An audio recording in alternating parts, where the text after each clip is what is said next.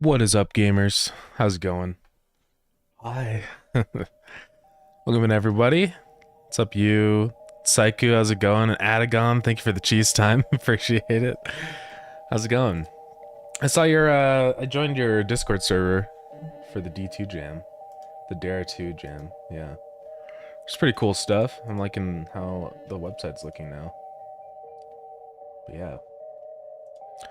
What does a guy ought to do to get on that that featured streamer list? Nah, but I have to actually stream Game Jam stuff, wouldn't I?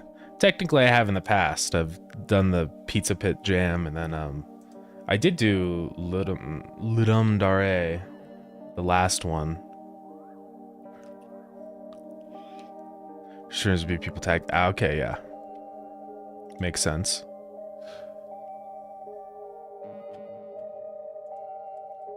Alrighty. I can add it, I guess. Well, I don't know. I figured it's like a thing for when we actually, when the jam starts, right? Yeah. I will wait. I think I'll try and join in. If it's the same length as Ludum Dare, or it's like 3 days, then I'm totally down. Yeah, of course. Yeah, makes sense. Because most jams, it's just too long. That's why I like Ludum Dare and the GMTK jam, because they're only like 2 or 3 days. So, you know, we'll see. But yeah, that's cool though. I think that'll be fun. Yeah, anyways, today, I don't know what we're gonna be doing today. Probably just working more on the animal system and stuff. Fixing a couple little random things, like with that, the wheel that pops up, the fishing mini game. Probably just a bunch of random things. Adding more fish, dare to fish, yeah. It's crazy. Let's, yeah. I kind of want to add this, if you guys remember this funny guy that we saw. I kind of want to add him as a fish. They're called a Griffin's Moray. Moray? Murray? Moray. It's a type of eel. They're pretty funny guys. They're very, thick. But yeah, we could add them in. I want to use this exact image as a reference. Okay, so how big would this guy be? Since he's an eel, he's gonna be like bigger because he's got to twist around a lot.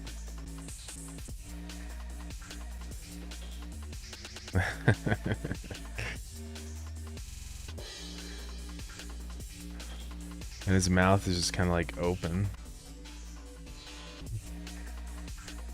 So he'll go this way, around, and up there.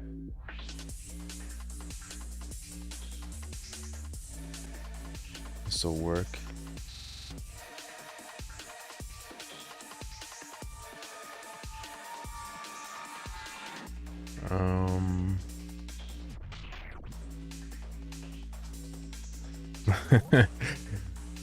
His head is weird. So it's kind of like, let's see. I'm just gonna sort of start anti-aliasing and stuff.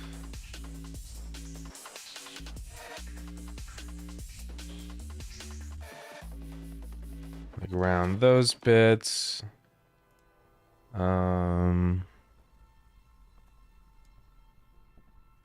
Maybe like, does this look right? I don't know. I feel like it's a little weird. Eels are kind of weird.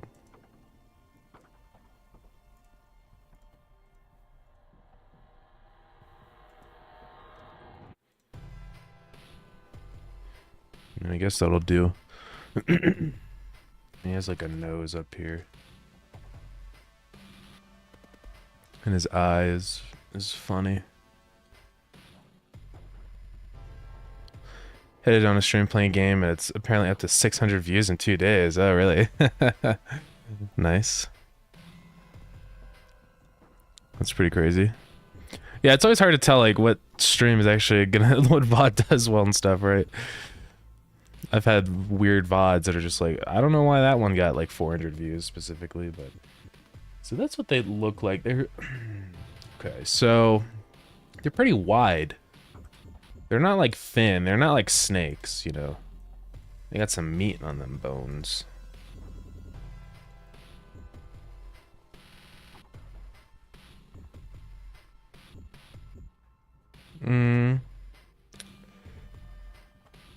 I mean, I kind of don't like the spread at all, but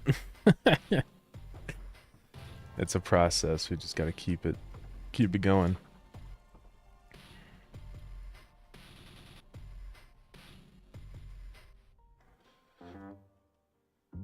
I think once I add in the teeth, maybe. His teeth are weird. He has one there and then one there.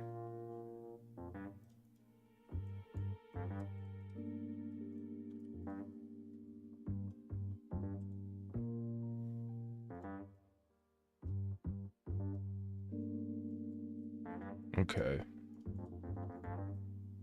I don't know if this guy needs to be such a big sprite. Maybe not. I don't know how big these eels actually are. But we'll figure that out. See, this guy, I feel like... Okay, well, let's go ahead and, like, make him the right color and stuff. I might shrink him back down to, like, a little smaller. Like 16 by 16 or something. But we'll see. So it's just kind of a tan color. I kind of hate this, right? It's fine, it's fine.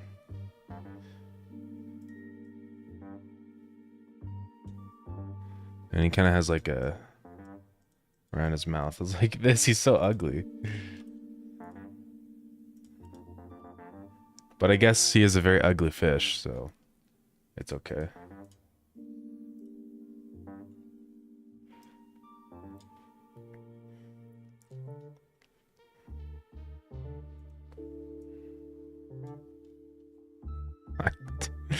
This sucks, dude. He's very like...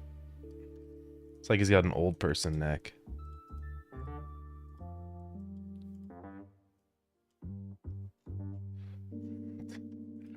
And there's just like some dots around.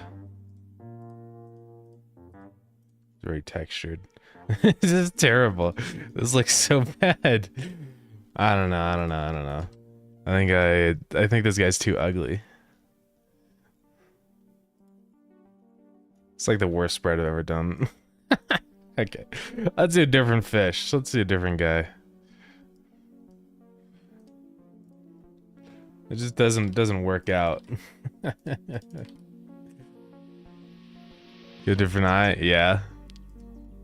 I don't know, it's just the whole shape, like, it's very weird. It doesn't feel very three-dimensional. It just looks bad to me. I'm allowed to hate my own art. We'll do a different fish. I know you guys wanted a blue tang. We can do a blue tang.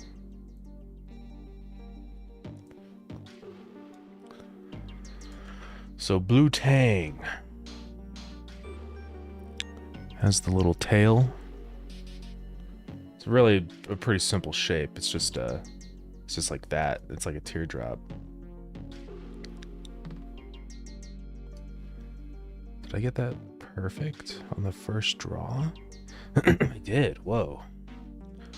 That's some crazy stuff, guys. All right. Tail, it's kind of got like a V shape.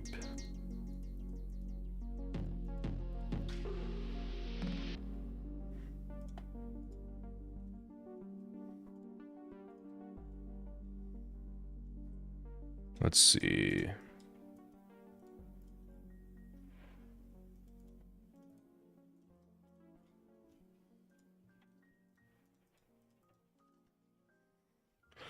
Like that.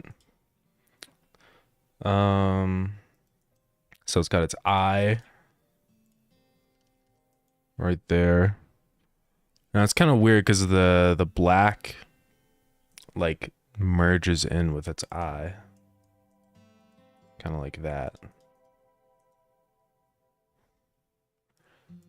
It's got a weird body. A weird pattern. It's got like a little circle thing here.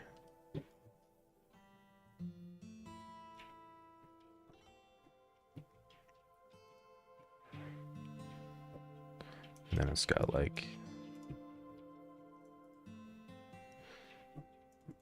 mouth. And then another fin right behind there, like here. That has like a little bit of a yellow thing. So kind of like that.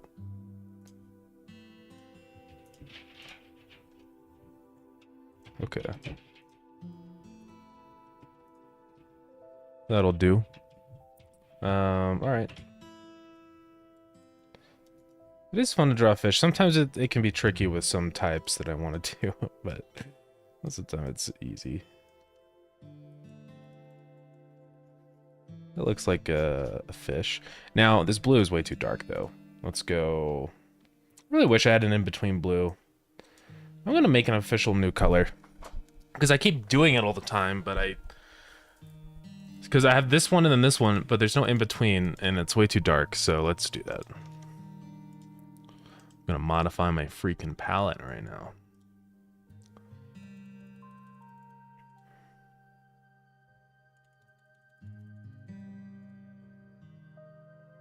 A little brighter. I mean, that's not bad. Maybe a little more saturated. I feel like that'll do. A little darker. That'll do.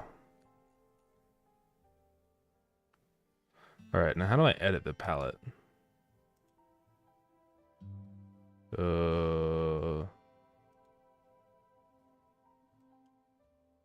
There we go.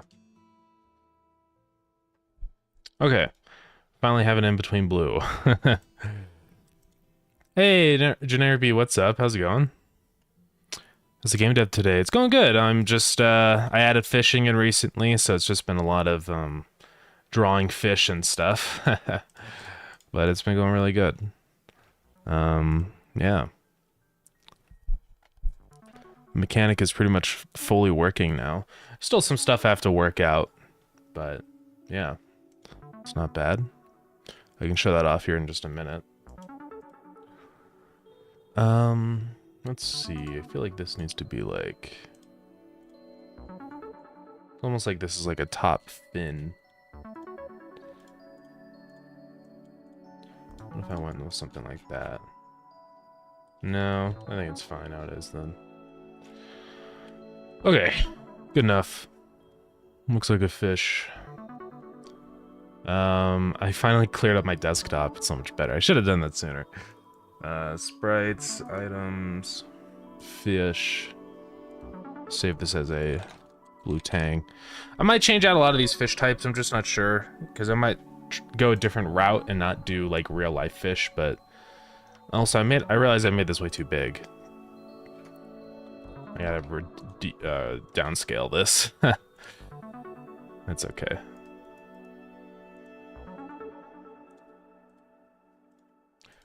Yeah, fishing has been fun though. I think it'll be really fun to just fish. It's a good good thing to just spend some time doing in the background.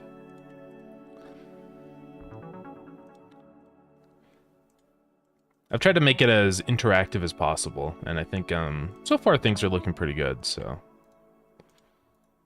Let's see, that goes there. Like that, yes.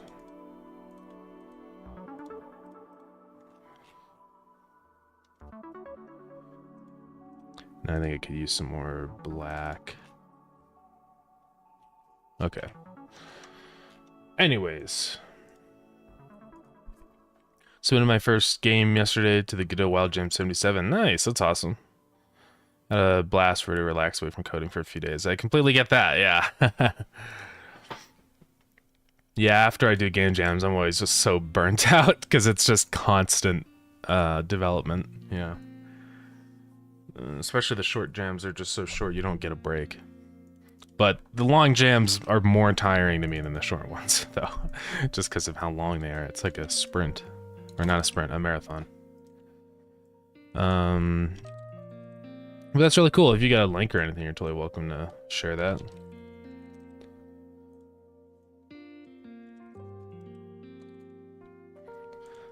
The fishing game, yeah. What's the game mechanic? Click once right range. Yeah, I will open it up and show you exactly what's going on with that. I'm just gonna add this fish into the what is it? The loot table. I guess it's a medium. Nah, it's more of a small fish. 1 meter. Starground fish. All right.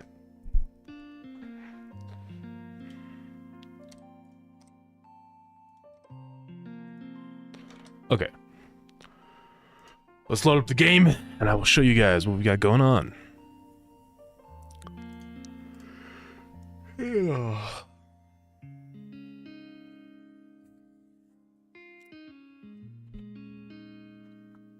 Okay.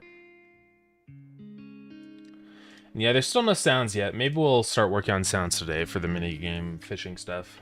But yeah. Awesome, thanks for dropping the link.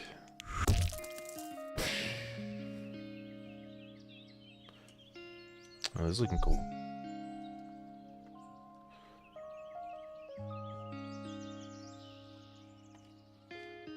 Amish Mob Store. Oh, everything changes. That's interesting. That's cool. But yeah, congrats on that. That's really awesome. Yeah, game jams I think are a super useful thing, you know? Just like learning a lot of critical skills with like polishing and stuff like that, and just like time management, right? That's the biggest thing, really. Where it's like trying to squeeze that much development in such a short amount of time. It makes you like realize what's important about making games, right? How to prioritize. So but yeah, anyways, so the fishing stuff, we got this little radio menu now for selecting tools. I can select my fishing rod. So the way it kind of works is, if you've ever played like Animal Crossing, there's those kind of shadowed outline fish. So the fish in Starground are like physical fish. It's not just where you, if I cast my bobber here, nothing's ever gonna happen. I need to actually like get a fish. So I'm gonna put it in front of that guy. He's gonna bob it. Oh, I got it immediately. My timing was bad though. And then I have to time it right. I have like half a second to click. So then once that happens, it opens up this little mini game. And so the whole thing with this is you rotate this reel, and it's kind of like in Stardew, I guess more physical, I guess, because you actually have to rotate the reel around. And then just keep the green square on the fish. And I did it, and I got a trout. So yeah, that's how it works. It's pretty basic right now. Without the sounds, it feels kind of, I don't know, plastered on. It feels like it's missing something for sure. But sounds will help a lot with that. But yeah, it's working. I can collect fish. I need to like work on some more stuff, like the animation after you catch the fish, and also the possibility that you can fail catching the fish, right? Yeah, it's still rotating my hand. We gotta fix that. But it's going pretty good though. I think it'll be pretty fun once it's all ready to go. Yeah, thanks, Molly, for your shock. I got an actual game out. Guess I've learned way more in 4 months than I realized. Yeah. But yeah, that's really, really awesome. Game development sure is hard, especially when it's only like 3 days, but yeah. How long is the Godot Wild Jam? Just out of curiosity. No way, I got a clownfish. So yeah, anyways, I'll also add in probably some kind of recipe to cook these fish into cooked variants of just their size, you know, so small, medium, and large. I don't know. I do want these fish to be used for other interesting recipes and potions and stuff, which I did put in the title today, because we might take a look at some potion brewing, perhaps. I'm not sure yet, but yeah. Skeeleman, what's up? How's it going?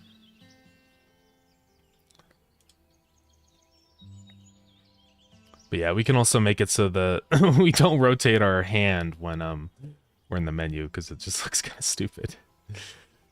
So we will do that. Is that all the fish I've added? Yeah, it is. I got one of each. Cool.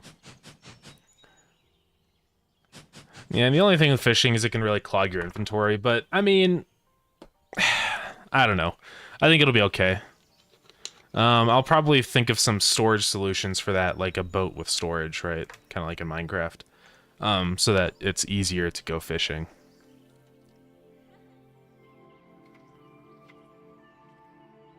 But I mean, inventory's got to be used for something, right? So, yeah, I'll definitely be adding junk and treasure and stuff. I think that would just be a good thing.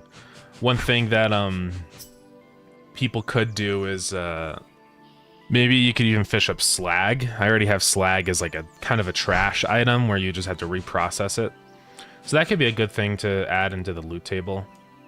And for treasure, I'm not sure like how I want to do, like if treasure is just going to be a straight up item or if it's going to be like, I don't know, right? Maybe I'll do treasure as like, because I was thinking of doing treasure as a chest that like you fish up and it places it down. But that's kind of complicated with the code, right? Because you might not be in a spot where a chest can be placed down, like if you're on the water in your boat. So yeah, I think it'd be best to just do it as items. It will be kind of weird where you like hook onto a fish and instead of getting a fish, it gives you trash or something, but I mean, I guess it's fine. There's got to be some like sacrifices made just for gameplay's sake. Yeah, junk and treasure will be fun because it just spices up like, you know, what you end up getting. I think it's way more interesting if there's always like a chance for something really valuable. So for sure we'll do that. Yeah, I also wanted to add in fish rarity too, which I think might be kind of fun. Only thing again with that is clogging up the inventory, but I don't know. I guess what I would do for fish rarity is like, it's not that there's like a blue tang that's common in rare. I would probably just do certain fish as really rare, right? Where it's like an octopus is an extremely rare fish that you don't get very many of, right? So that would probably be a better way to go about rarity. Just so that each fish is more like, I don't know. It's, I just don't want inventory issues. That's like what Minecraft has worked themselves into with stuff. So also I realized a mistake I made with the sprite. So if I'm gonna add in a bunch of fish, I better make sure they stack. Okay, that's been fixed. Yeah, you know, folks spend hours fishing. If you had something like that, absolutely, yeah. And if I add in like upgrades and stuff for fishing too, I think that'd be really fun. So I'm definitely gonna try and flesh it out as much as I can. Let's see, I'm just thinking. Okay, so let's go make the hand stop rotating. I believe that's in somewhere in here. Hand dot rotation. It's right here. So this doesn't really have a... I'll just have a variable for that. I'll say if fishing game is not active, then go ahead and rotate the hand. And also in our down in the bottom with our UI stuff, I'll make the fishing game be the UI open variable. So the UI open variable here is just checking all these inventories If we have the fishing game active, then yeah, that counts as a UI technically. So yeah. All right, that should fix the hand rotation stuff then. See, so we can rotate it there, but then if he's too far away. If I go to catch this fish. Okay, guy, come on. Yeah.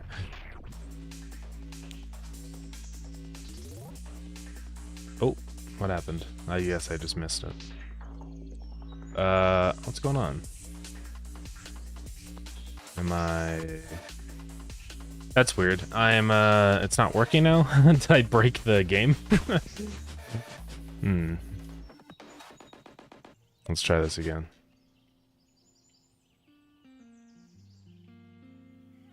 Come on. I see it flash for a second, but then it disappears. Which is kind of weird. So why is that? I might have a thing in here where it disappears if I have a UI visible.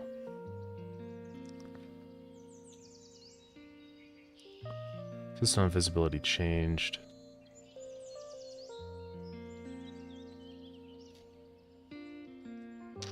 So visible will be this, fishing game active. I don't know why it disables itself. Oh, do not know. Can I just ask, there's a specific reason, like performance, to implement an item table? I'm currently using custom resources, but I'm wondering if it's the way to go. Custom resources work just fine, and you can totally do that. It's just the one difference, though, is that with custom resources, you're going to get a lot of files in your project.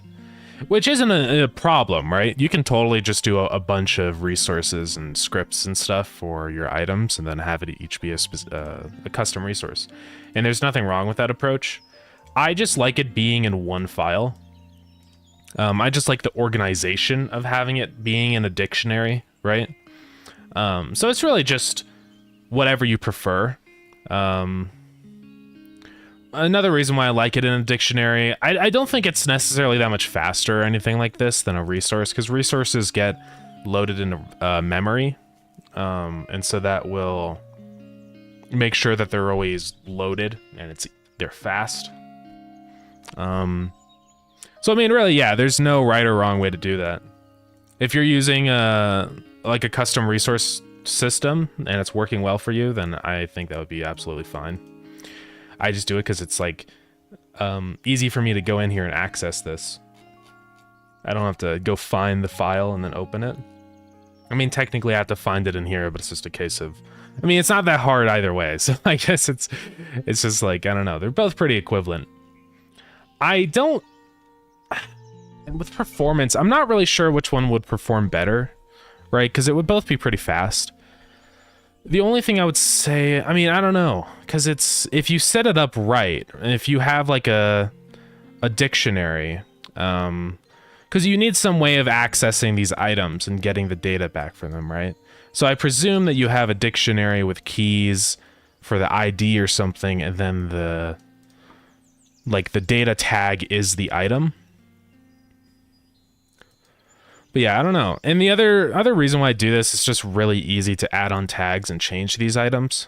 Because I have them grouped together. So instead of having to find each of these resources separately, I can just go in here and say like, oh, I want these 3 items here, the pumpkin and moonberries. I want the heal value to be larger. So I just go 2.5, copy the key, boom.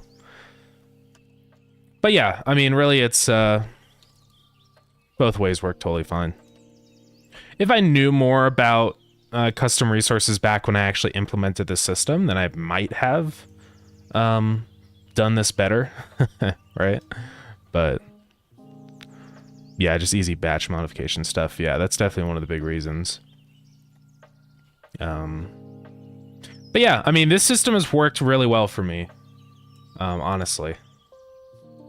It's been pretty easy with this system, where it's just got an ID, I've got the tags, and it's pretty much it. And I use this system for a lot of things in the game. I have a research table And it's the same format basically, where it's just a big list of all the researches. I have a recipe table, and this is all the recipes. And you can kind of see maybe why I didn't do resources, because if I had a file for every single one of these entries, I would have like 5,000 things, you know, because there's just so many of these in the game. And I have the same for like a buildings table. Because there's a lot. There's a lot of buildings and items. I mean, just this one is 1,500 lines. You can kind of start to see there's a lot of things. And while Godot runs pretty well, I would imagine if you have that many files, it might take a really long time to index things. And so, I don't know. You know, it's hard to say with performance stuff unless you actually do some real testing of this stuff, right? And like see, does it actually make a difference? But if you have that many files, I would imagine that file filtering would get very slow. So, I don't know. Yeah, we have a lot of tables though now, don't we? We've got loot table, recipe table, regions table, research table, the spawner table. This is for like synchronizing, spawning, multiplayer stuff. It's more than I realized. But yeah. Now I gotta figure out though why I broke the game, why I broke the fishing game. Is it just because of that UI open variable? It is. I wonder why that deactivates the fishing game though. Because the problem is you can open your inventory and stuff while you're in the game, which is probably not a good thing. So I wonder if I set it invisible somewhere. Fishing game active.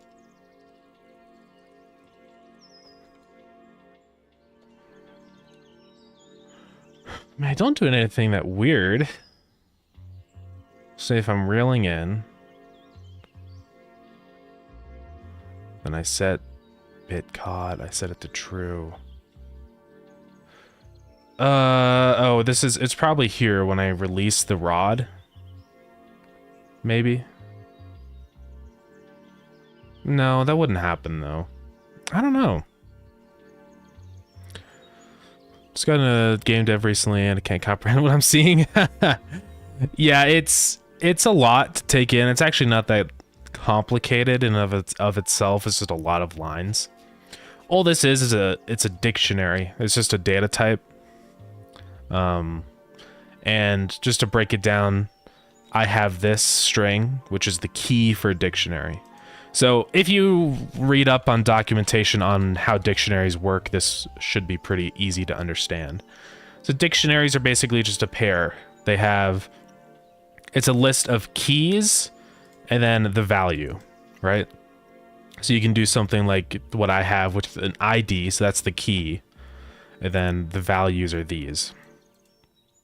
So I can access the name, the sprite, the description, all that stuff from here.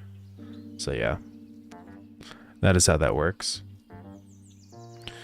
Thanks, man. That's super helpful. I think I need to switch because I feel like my files will also blow up if I don't. Yeah, no problem. I mean, yeah, it depends on the use case, right? Because if you have a game with like thousands of items, it might just be easier to do a table like this, especially if you don't have very much info for each item. But yeah, there's a lot of ways to do the same thing, right? So definitely give this route a try, see how it goes. But yeah, I mean, even just with the tables, I already have a bunch of files here. Imagine if each of those were their own item. Oh my god, that would be insane, right? But yeah, it could work. I think that system could work really well for something like effects, right? Because you're not going to have thousands of effects in your game. Like you might have like 20 different effects, right? Like fire and poison, slowness, all that stuff, right? So that could make more sense, I think, from that, for a case like that. Or like commands and stuff, right? But yeah, for items, I think it just might be too many. I don't know. I wonder why they broke it, adding that in. We have ads, I apologize.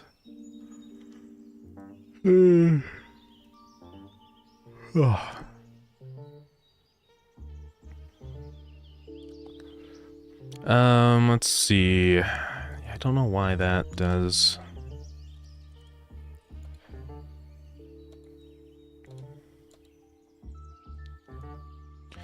fishing game active. Yeah, it's just weird that that breaks it. I don't know why. It's like it just instantly closes the menu, so it must think that it, like, shouldn't be open.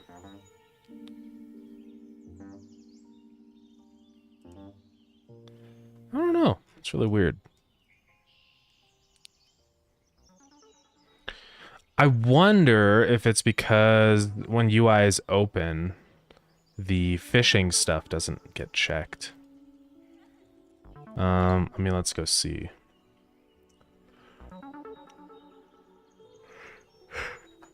So this is where that all happens. Right, and this will only run if the UI is not open. So that could be it, but it should be not open before you do this stuff. So I'm not really sure what it is.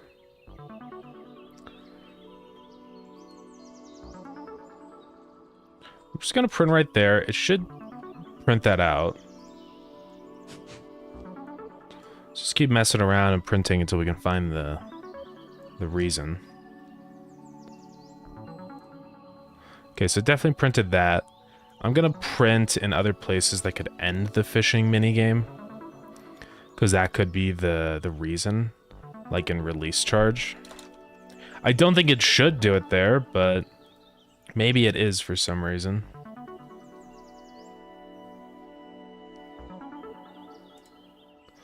It is. But why is that?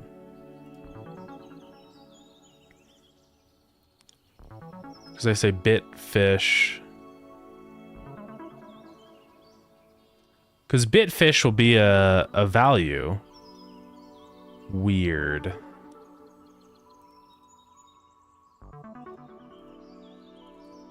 I'm gonna print whatever bit fish is.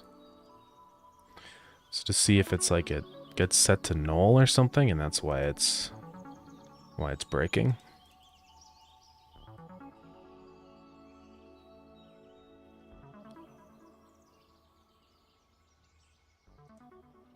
Well, it definitely wasn't null. So I don't know why it doesn't work. It's kind of weird.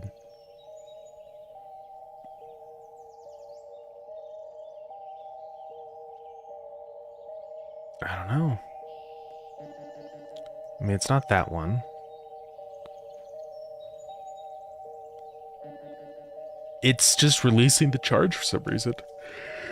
Because bitfish becomes null. I mean, I gotta think that's what it is. I'll just print in here, bitfish null.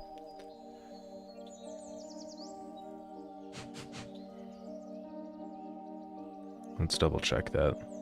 So yeah, add is over. Sorry about that, by the way.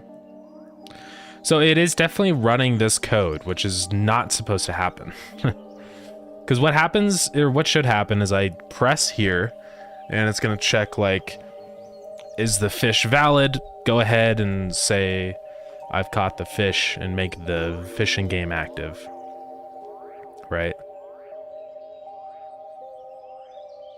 But somehow, bitfish is getting set to null, which doesn't make any sense to me.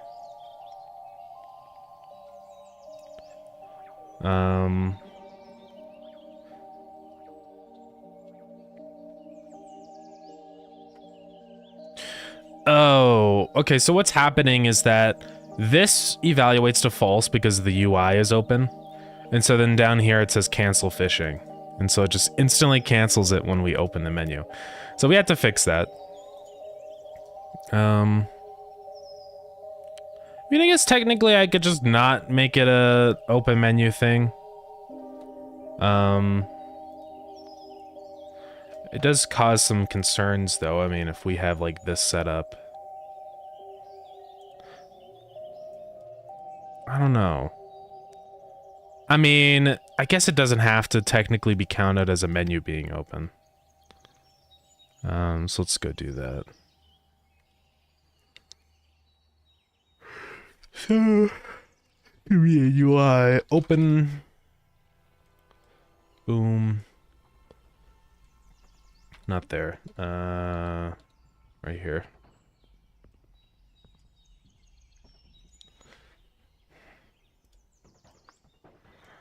Okay. Let's try this again. Yeah, I mean, it means that I can just walk away. But it doesn't really matter. It'll just cancel the fishing minigame. It should be not rotating my hand now. But obviously it still is. I'm not sure what's up with that.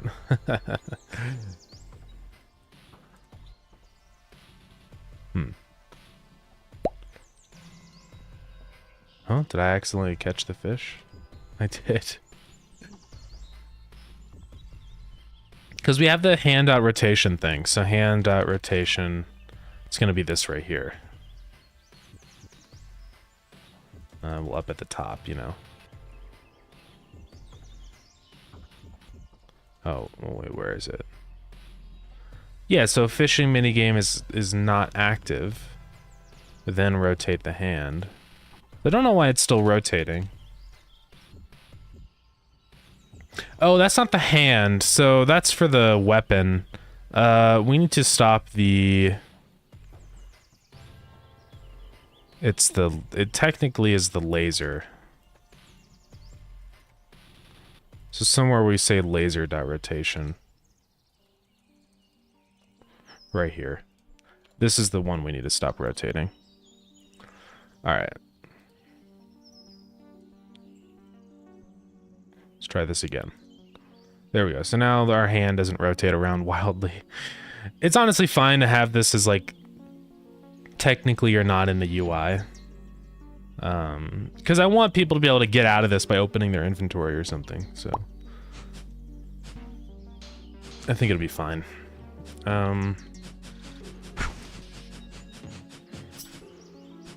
Alright. Well, that's kind of fixed then. Let's also get the railing in thing working, because I technically have it working, but when you're out here and you click, you just instantly cast again. Right? Which is not what I want. So what I need to change for that, instead of just instantly canceling the fishing, I'm gonna say, like activate like a reeling mode, so that the bobber will come back to the player. And then only when it's actually reached its target, it'll do that.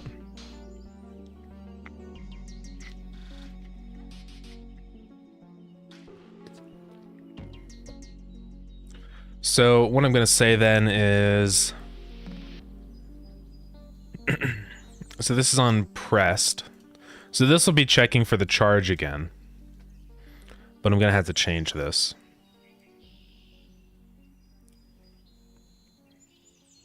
So cast strength, modulate. Cast distance. So I just have to say don't do that unless the bobber has returned. So in cancel fishing, I'm just going to go up and add a new variable for the fishing stuff. So we'll say var bobber returned is false. I'm going to have to exit out of the game so it doesn't crash. Back down the fishing. So cancel fishing, bobber returned will be true.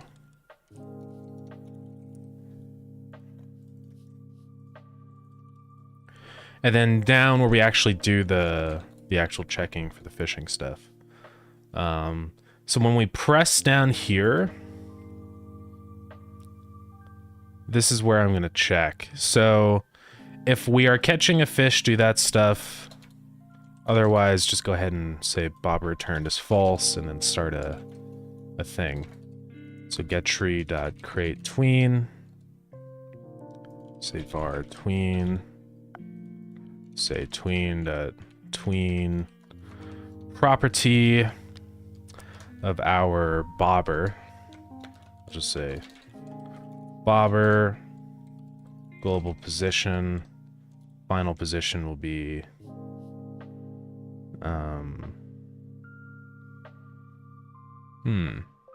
I guess just global position, and then say the duration is like 0.2 seconds or whatever. And then tween dot callback.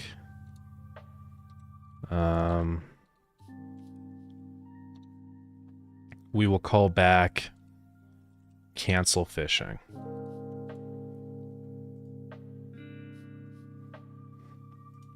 So I'll only say do this stuff and Bobber has returned, right? So that we don't mess it up.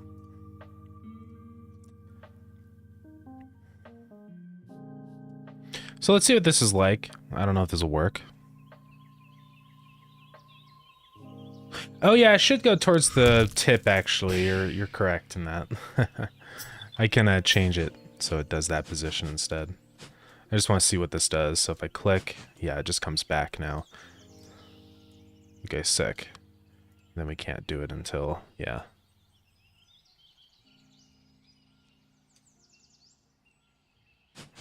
Yeah, so let's make it so it doesn't just go to global position. Let's do, it goes back to the position of our line anchor. So in my player, let's see, laser. So there's this line anchor node that I have that's at the top part of the line. So let's do that. Now that should work. So it should come back to there. Yeah, I think that works. It's a little weird. For some reason, it like slides to the side. I don't know why it does that. That is kind of odd, isn't it? I don't know why it does that. It like slows down randomly.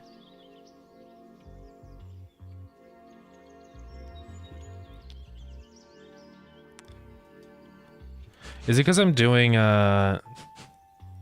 it's calling action released? Yeah. So I also have to say this if and Baba returned. Let's try that.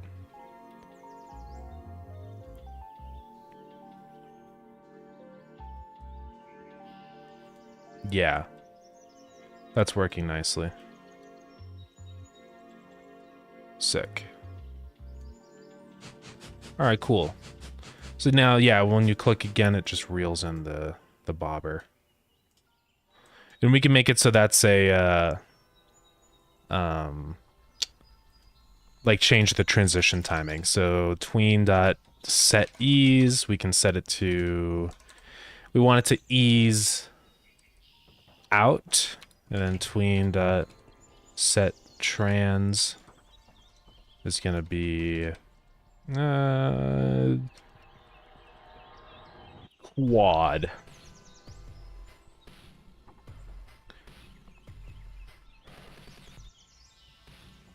So it'll just kind of change the movement to be more smoothed out. So it'll go really fast and then a little slower as it gets in close to the player. It's hard to really tell just because it's such a quick animation. But if I like increase this length to something longer, like 2 seconds, then it's easier to see. Right, so we launch it. What is going on?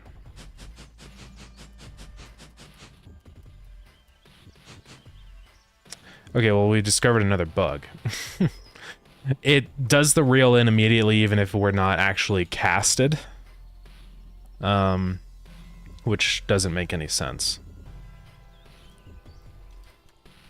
So I'll say only do this, and if cast distance is greater than 0.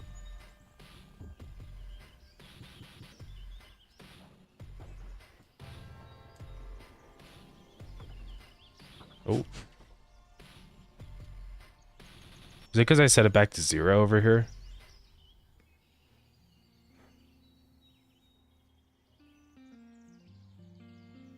I wonder why it's doing that. Because here I say, if I'm pressing it, go ahead and dual the business, increase the casting distance. Shouldn't be running this.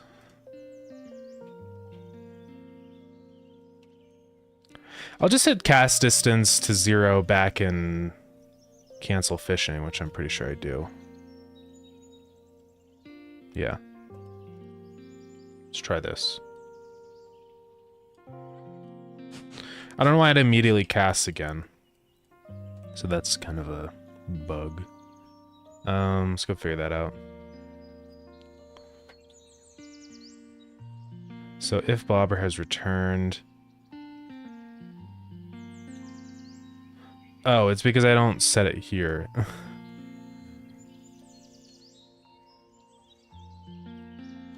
Let's do that.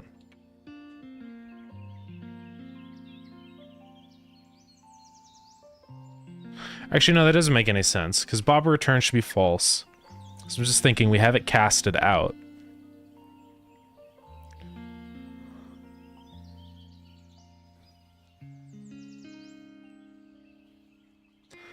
I mean, I guess I can just say Bobber return is activated as soon as we release the fishing rod down there. So let's see if that fixes it. So I'm clicking, but it doesn't work.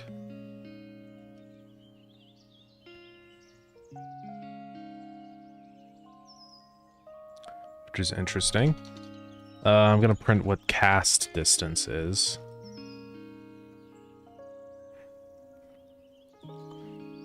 Come on, Godot. It's probably 0.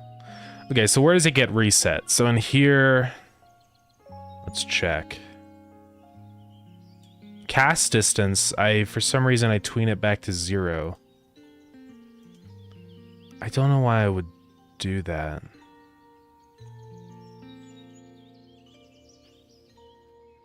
Why would I do that? I'm not sure. Doesn't seem to make any sense.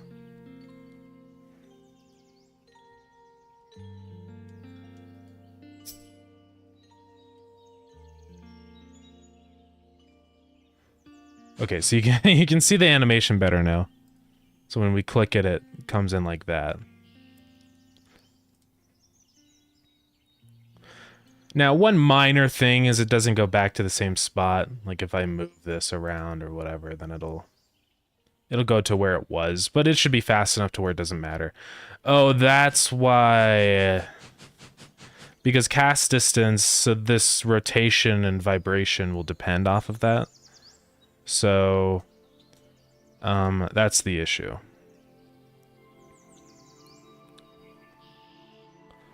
But I need cast distance to be 0 for that to activate. I mean, I could just have another variable for, like, checking when the bobber is cast out.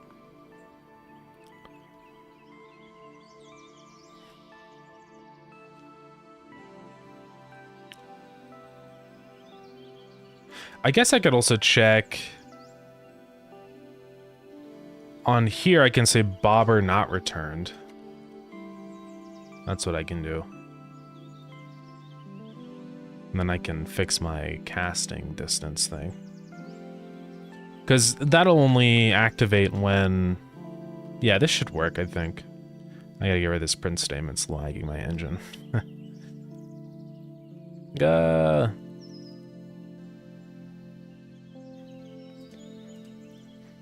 Save me! No! Stop! Okay. Alright, this should work now. So let's try it out. So we have our cast, boom, and then we click and it comes back in. And we can cast again once it's done. I don't know if you guys just saw that, but it did like a weird stuttering thing.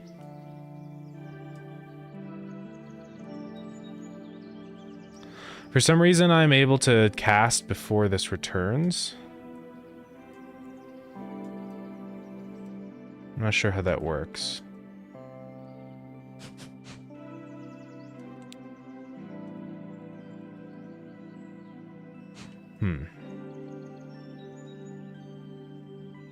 Maybe that was a fluke.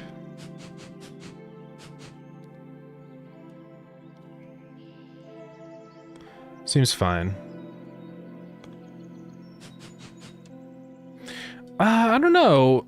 Well, I'm not getting that again. I can't seem to recreate it either. Oh. How does that happen? Oh, is it because I'm just breaking the line? Or something? No.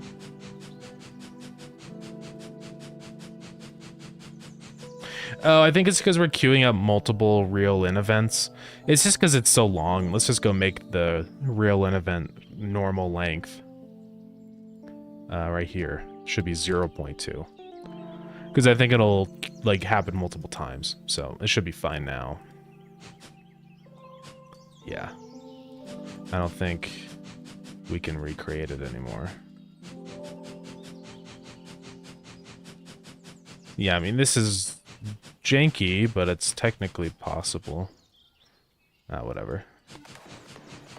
Alright, so that's pretty much fixed. One thing that is annoying is with this, we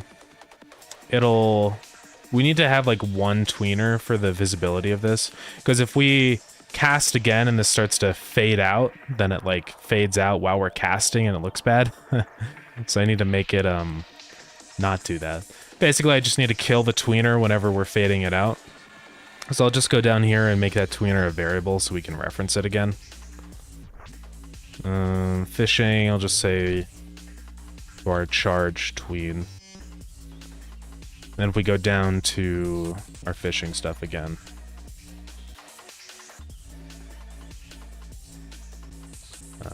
Down further right here. So where we fade it out is on released. We do it right here. We say cast strength.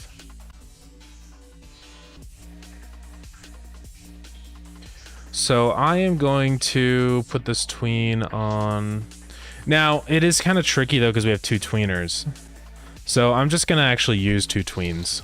Because I always want this casting thing to go out. And then I'll just say charge tween.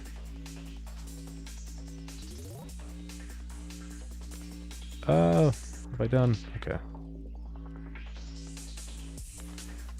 Why is that linear now? Oh, yeah. Then this doesn't matter. None of this matters.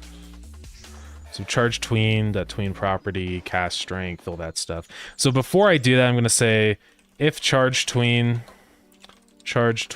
dot kill. So that'll just kill the tween. Let's try it.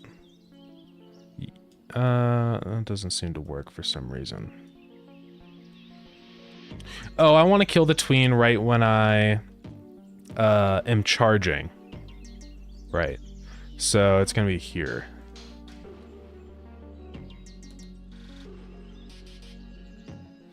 So that'll fix it, hopefully. Let's see. There we go. So now the thing doesn't, like, weirdly fade out in the middle of it. For some reason, it has a delay on that. Doesn't seem to make any sense. So we're creating that tween. Set ease. Oh, I do have two things here, so those need to be parallel.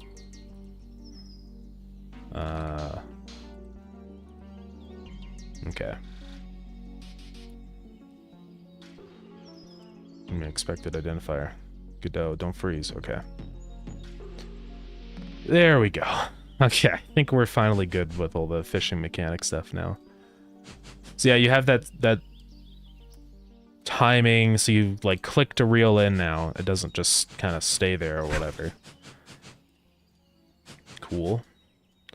And then casting out, let's just go make sure it all works with the fish. It should work fine, but I might have broken something by accident.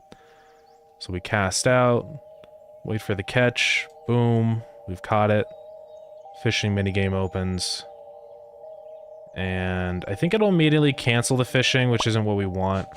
I'm going to have the bobber return. So let's do that. So where would that be at? So it's up here when we... Or actually, it's going to be inside of the fishing minigame. Pretty sure it calls a function. Yeah, so what it'll do here is say queue the fish and then say cancel fishing. We do not want to cancel the fishing. So time for potions very soon. Once I figure out this fishing stuff, then we can maybe take a look at that. Ugh, okay. See, I don't want this to immediately cancel. I want to do what I do up here. Basically this. What I'm going to say for that is just a new function. It'll just be called like start to something with the fishing. Start fishing or start reel or something. So it's like we're reeling it in. Okay. So let's see, start reel. So we'll just copy all this and then just say start reel. So this is where the tween will get started for all that business. Because then it'll just automatically cancel the fishing. So we will go back into... What is it saying now? Oh yeah, the bobber. We don't have a reference.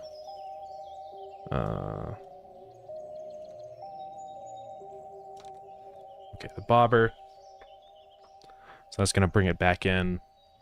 Then all we're going to say here is... Yeah, it'll do cancel fishing. So back in our fishing minigame thing, instead of saying cancel fishing, we're just going to say owner dot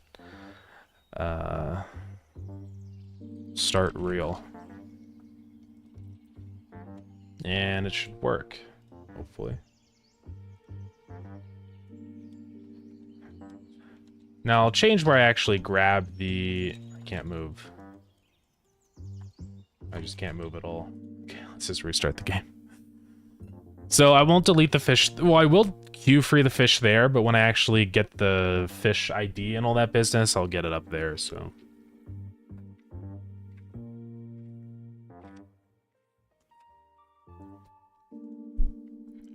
So I'm actually going to do this. This will be a fun little additional thing so you can kind of see what you got. It'll just look more natural. So I'm going to say, let's snooze the ad really quick. Var caught fish ID. Caught item ID. That's going to be a string. So essentially then what we can say is on our bobber. Let's go to that. Godot would not freeze. We can add another sprite to our bobber. So let's do that. And this will just be the sprite of whatever we caught. So like the fish or whatever, right? And that'll be kind of a cool extra thing. We could even have like a little particle effect play or something. So let's go down to start reel. So in start reel, I'm just going to say if caught item ID not equal to empty. Or I'll just say if caught item ID. Then item sprite is going to be mod API.get item data of our item ID. And yeah, that's it. So should work. Then the other thing is we have to reset that texture back to null up here when we do cancel fishing. So let's do that. All right. I believe that should work. So what I can say then is like for the fishing minigame stuff here, I'm going to do this. So we get our ID. I'm going to say owner.caught item ID is equal to fish ID, right? And so then in start reel, that's where really that's going to be in cancel fishing, I guess.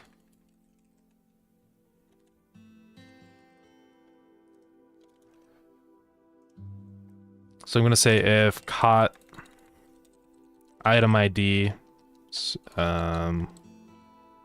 then we're gonna create that item. So it's gonna be the caught item ID 1. Yeah.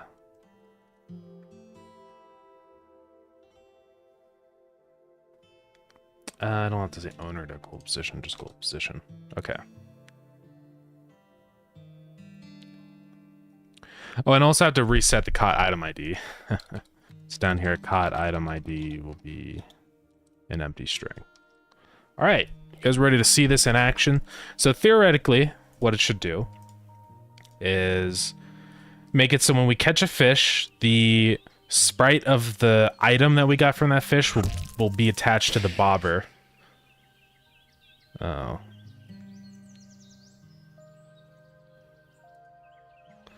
Why can I not set that one to null? It says it's a null instance.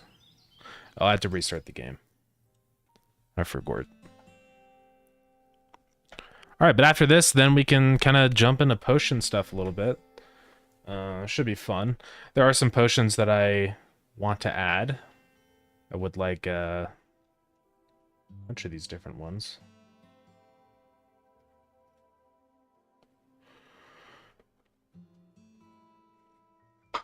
Yeah, like a strength potion would be cool. Okay. Let's make sure this works. And then we'll add in sounds to this, hopefully today also.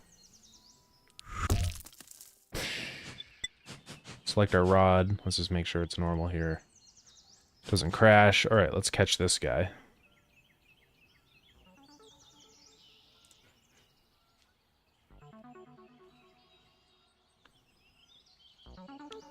Start the mini game.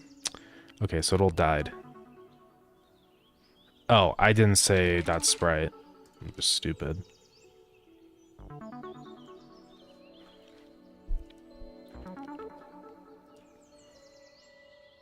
Then this died. It's because it already got freed? That doesn't make any sense. It's just because it's all out of order now. Okay, I gotta restart. Let's try this again.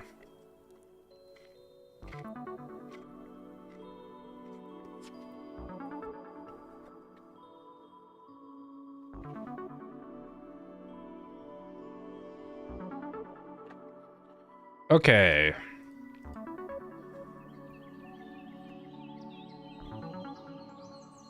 Ah, another ad coming up. Let's hurry and catch a fish. Alright, ready? So it should have that fish sprite attached to the bobber when it comes up. Oh. Why is it saying that it's previously freed? It doesn't make any sense.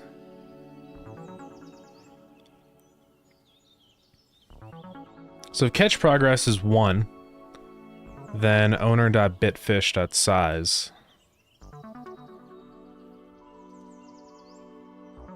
Caught item. Oh, it's because it's running this twice.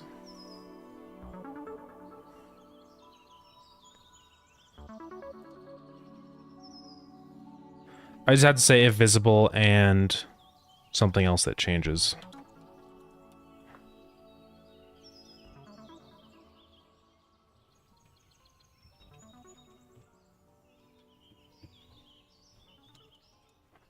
So if catch progress is greater than 0, I need this to only to run once.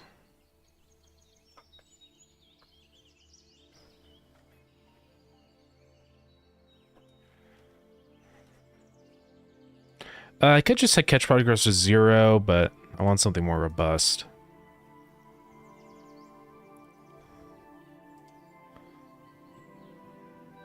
I could just check if the... Ooh, if the bitfish is valid, because if it goes invalid, I actually don't want this minigame to continue then.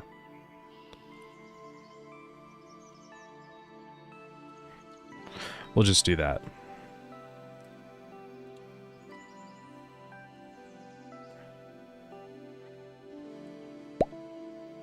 Okay, one more try, guys. Let's go for this guy down here.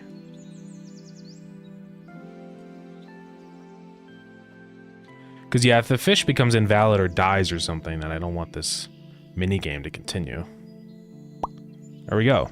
So you could kind of see it happen. It was very quick, but you saw the sprite was attached to our bobber. So let's get this guy.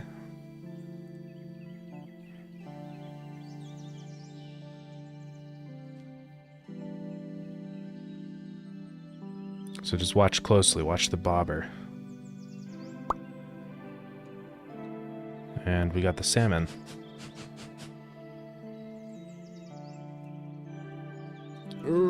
It's too far away. Let's go for this guy. Seemed like it was the last sprite we had on, which is odd. Oh, so I realize it's still rotating. We're gonna have to fix that.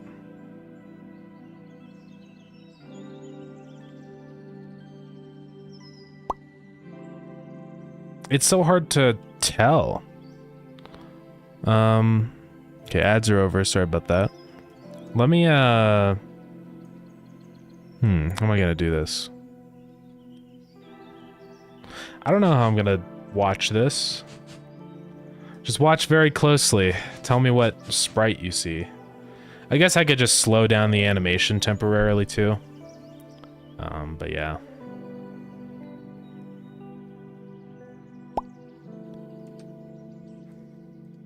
Let's do that. Because I'm not ever going to be able to see this. I have the Cool to Lame add-on because I did play it a little while ago with Maxwell. I don't know if we're ever going to play that again. Hopefully eventually. But yeah, that's why. So owner dot...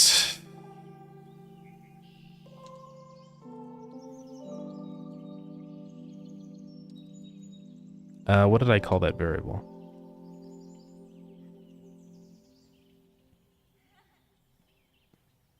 Hey Ryan, what's up? How's it going? How are you doing?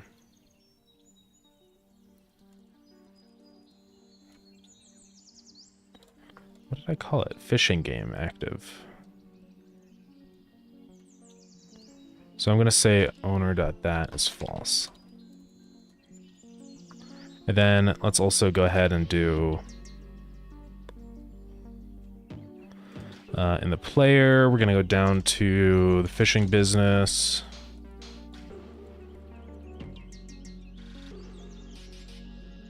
Here, and I'm just gonna increase the casting time just temporarily and start real. Just so I can see what sprite we have on there. I'm pretty sure it's the same sprite, but I don't know. I need to make sure.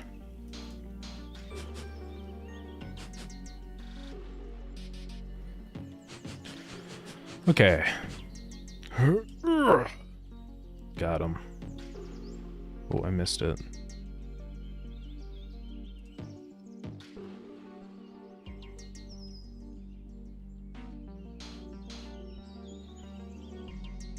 Ah. So it's because, I see. The bobber is still blue.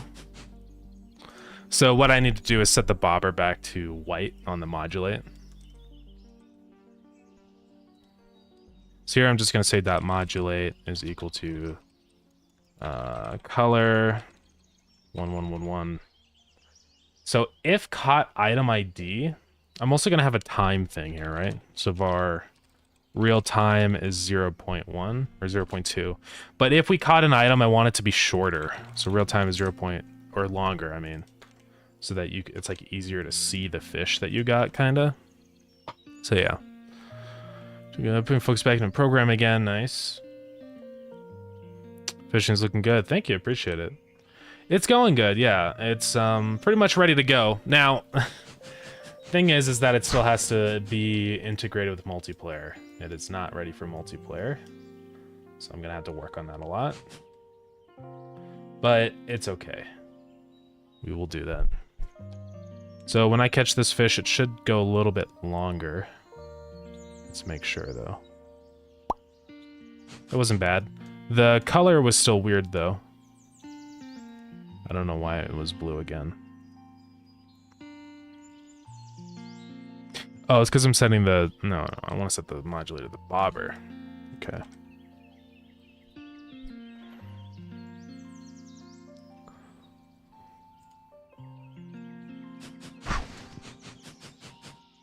try this.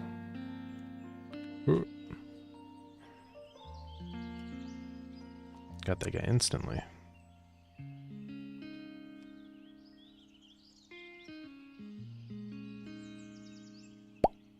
That wasn't bad.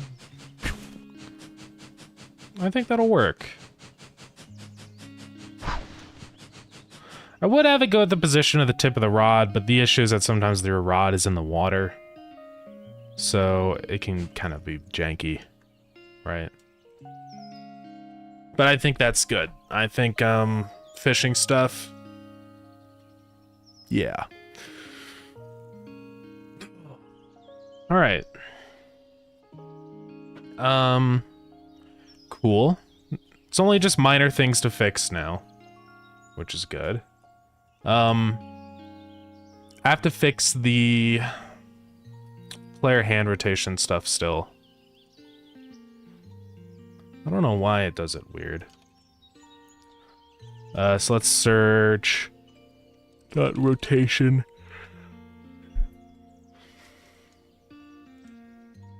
Oh, so that's hand rotation. Yeah, that's not what I want.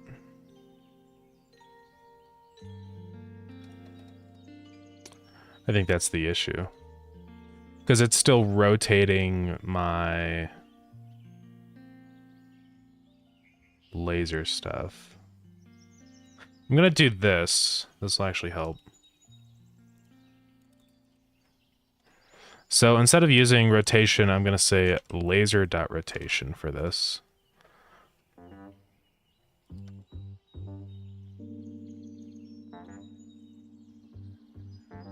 Okay.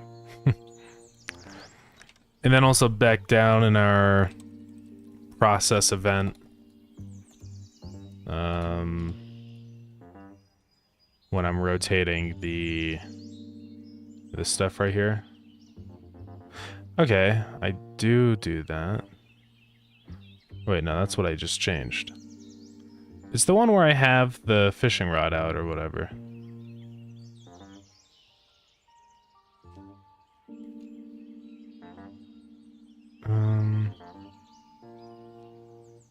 Where is that? Is that way down in here? The cast strength or whatever? Cast distance. Because I know I'm multiplying it by that. It's the target position. Tweening stuff. Okay, here it is. If I've bit a fish, hand dot position. Hand dot position. That's not it. Oh, here it is. Laser dot rotation. Okay. That should fix it. Finally, once and for all. Let's just make sure. Well, I can still rotate it there, but if I go to catch a fish. Also, this does happen. So this bug is not... I'm not just imagining this.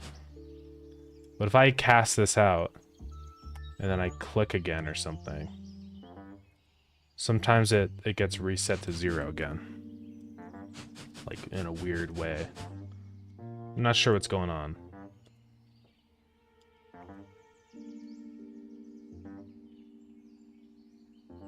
I think it's whenever I catch a fish. I think if I catch a fish and then I cast right after it, resets the value strangely. I don't know. I can't figure out when that happens. It's tricky, right?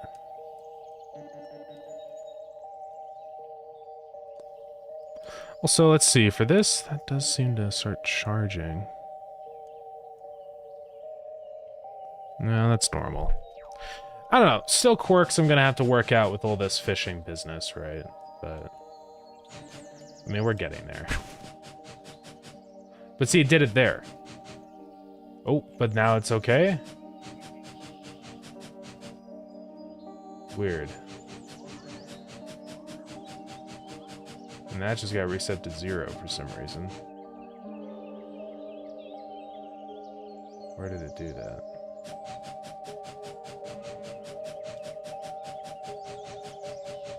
Oh. Okay, so that's weird. If I'm moving, it's like it breaks the line, even though that's not true.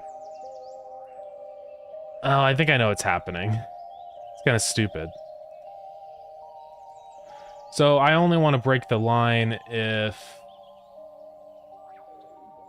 the bobber is actually visible. Because it keeps checking the distance between me and the bobber. And since I haven't set it, it's resetting it as I'm moving. I think that's what's happening. That's why, like, when I did this, right?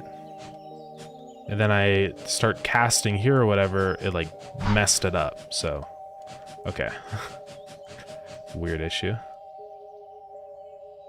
Alright, but fishing's looking pretty epic. We got the mini game.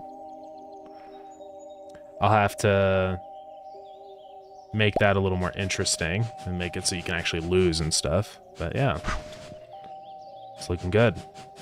And again, multiplayer, that's still something that has not been tackled yet. It's going to require me to change a lot of things, but we'll get there.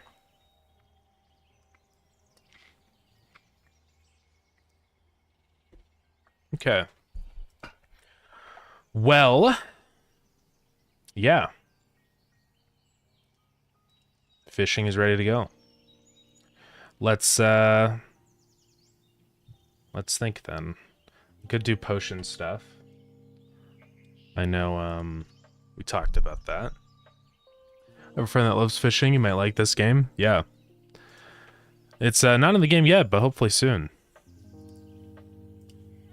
So, I'm trying to make it as fun as I can. If you have like any suggestions, if anybody does, about how to make the fishing more fun, let me know. But yeah. Could do sounds for the fishing, because it does need that.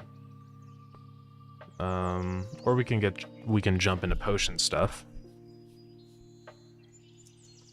These are some of the potions that I've wanted to add in. Bouncy, strength, defense, invincibility, stuff like that. I imagine fishing will play an important role in being able to craft these potions, right? So you need like specific fish in order to get them.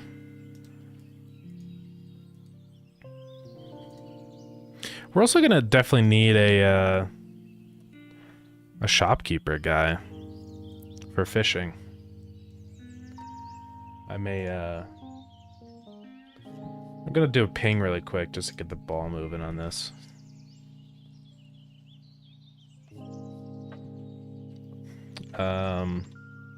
But then we'll continue in 1 second.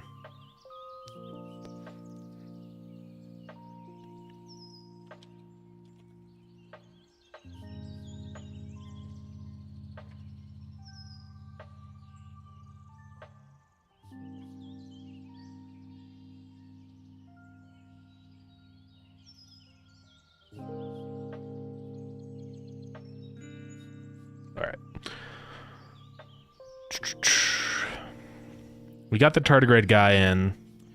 He's not completely finished yet. He's still missing a couple sounds, but that's pretty easy to add.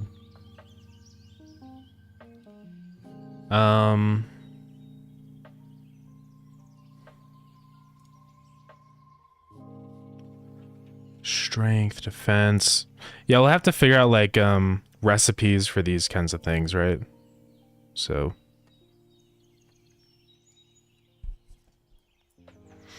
man, I don't know why Restream is being stupid with the chat. I wonder if it's just really delayed. Because I see your guys' messages you just sent on Twitch, but... weird. It's frustrating because I can't see.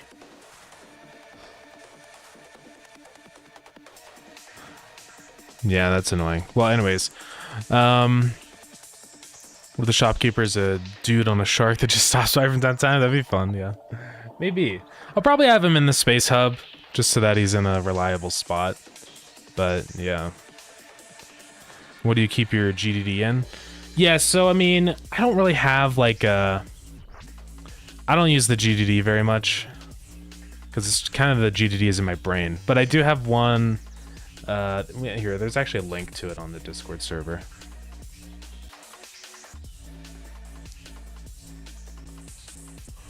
It's an info right here. So technically this is the GDD for the game, but if I'm being completely honest, I don't really use it. So But yeah, this kind of goes over at least the initial ideas and concepts for the game, right? But yeah. Wish the chat wasn't so stupid on Restream. Yeah, it looks like it is. See, now it shows up.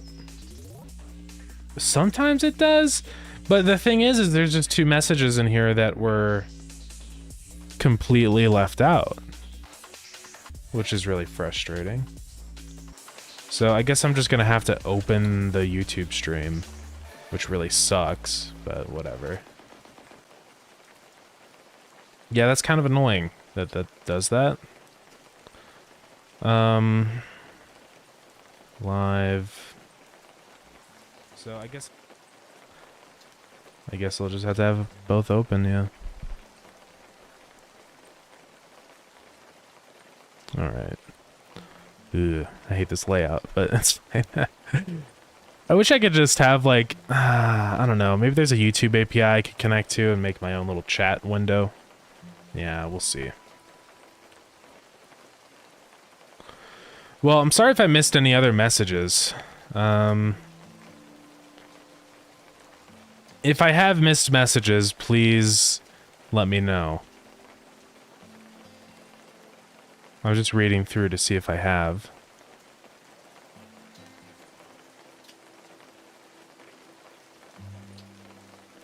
I don't think I have. So that's good. Yeah, that's annoying though, isn't it?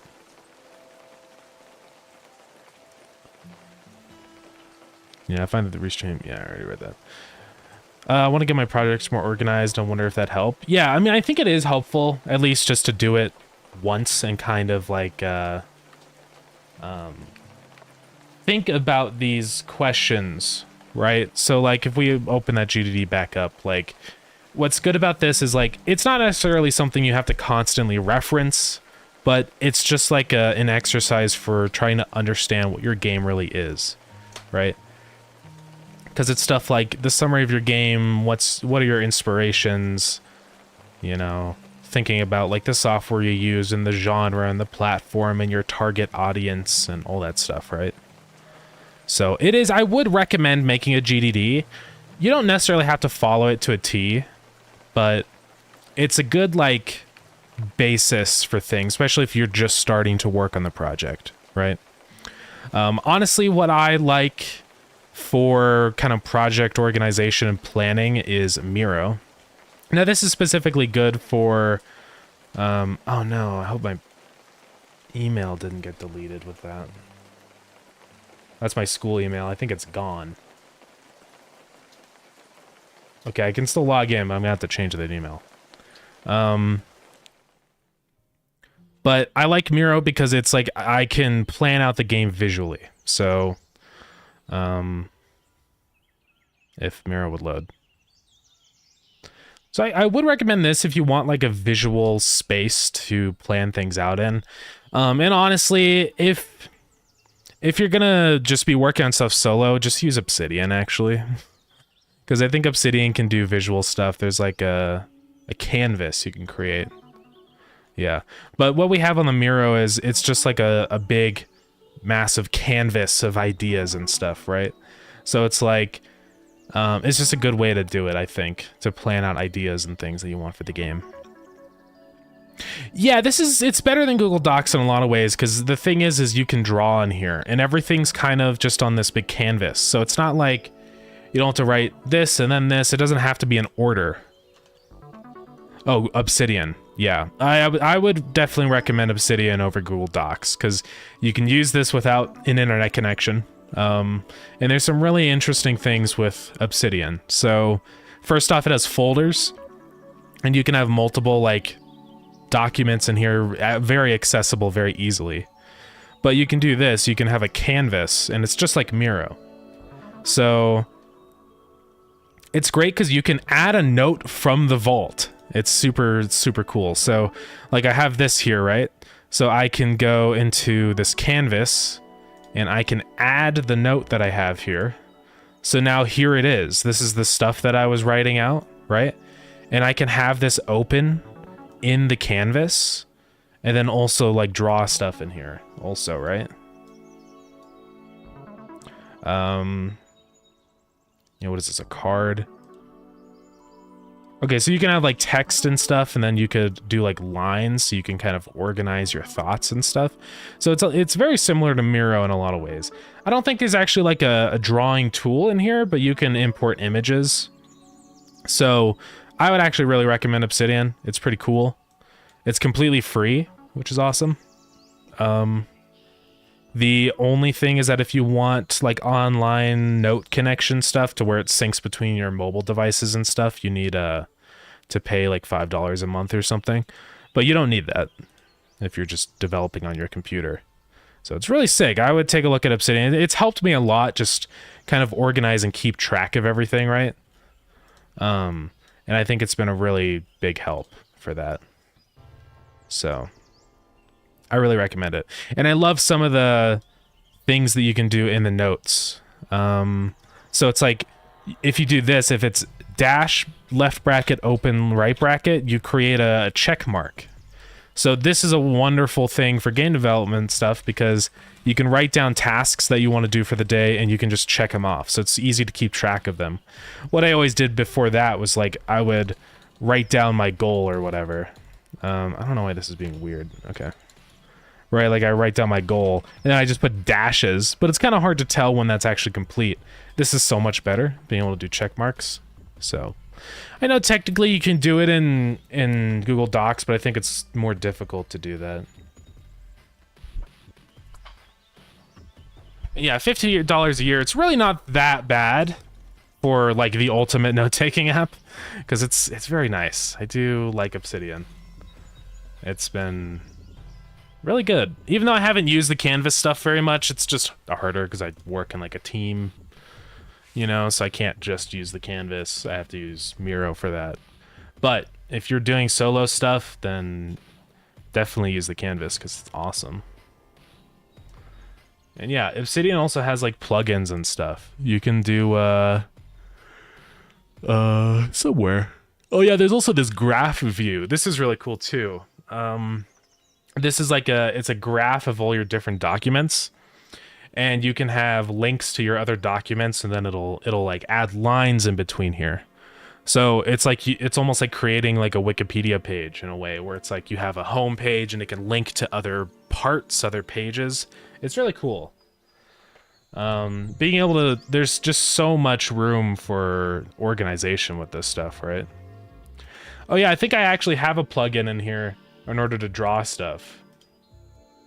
I do. Yeah, see?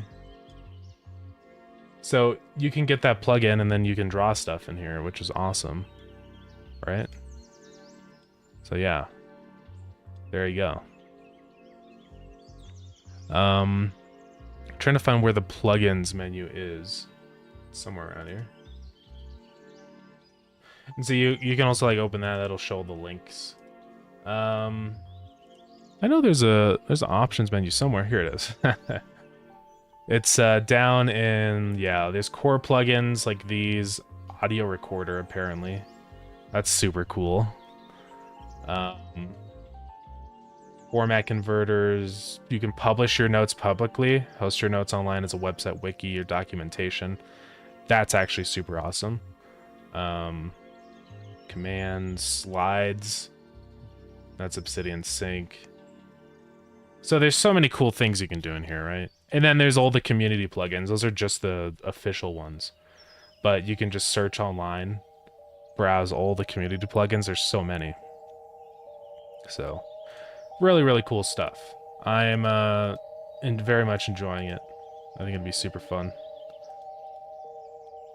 I would love to, like, do it more. Organize my notes even better, you know, because this is kind of unorganized. But yeah. Yeah, anyways. Welcome back, Psycho. How's it going?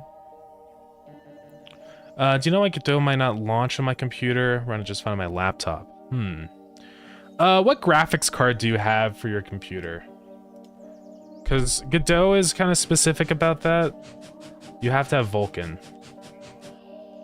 I've most of the time when people have issue with Godot or a Godot game, it's because they don't have a Vulkan graphics card. I mean, as long as it's relatively new, you should have Vulkan. Most people do, but...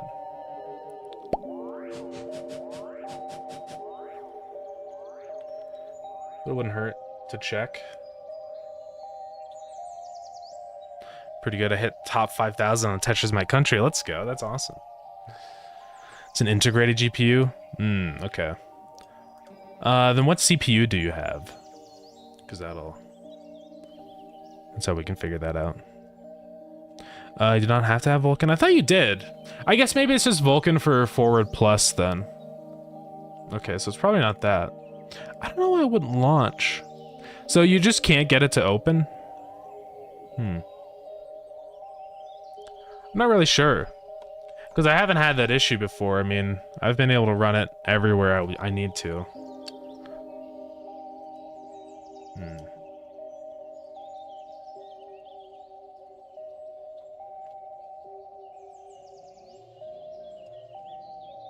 Yeah, are you getting any kind of like message, or does it just straight up just not open, right? Yeah, I don't know.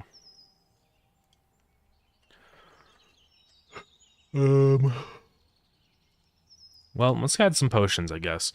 We need to add like a potion brewing stand. Like in Minecraft. Potion brewing station.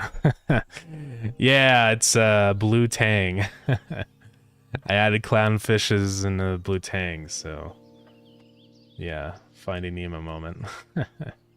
It's all gonna be Minecraft. It's funny. It's all Minecraft. Is there anything that's not Minecraft? I mean, the first thing that comes to mind with potion brewing is a cauldron, right? So we could create some kind of station with a cauldron.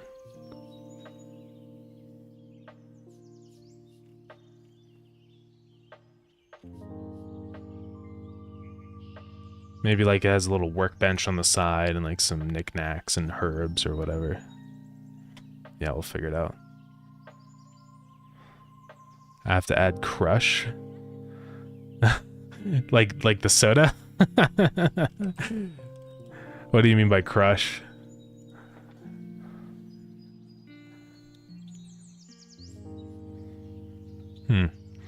I can make a game file when I try opening it, shows a blank screen. That's definitely very odd. I've never ran into that before. Oh, the turtle. Yeah. Yeah, he is Crush. You're right. I just forgot. I'll probably add turtles. It could be a rare fish drop. Yeah, that could be fun. Also, we got an ad starting in just a second. We are out of snooze credits, unfortunately. I apologize.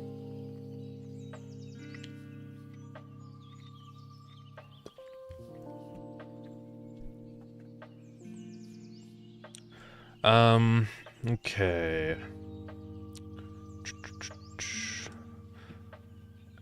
A bucket, not killing turtles.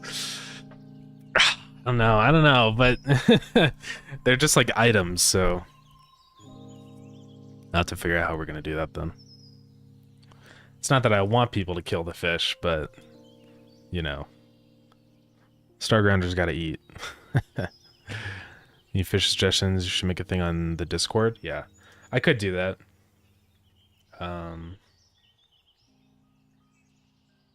Yeah, I'll probably ask for suggestions when I do like a sneak peek post of the fishing mechanics, right?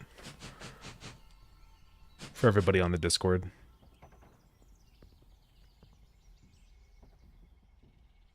Oh, the ads are here.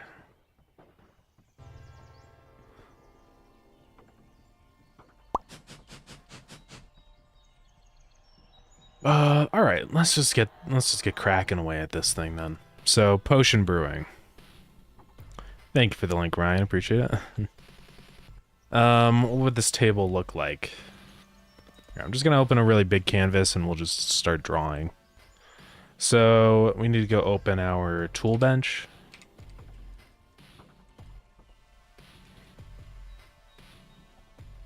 I feel like the tool bench needs an update. Doesn't it look kind of basic? I think it could be upgraded.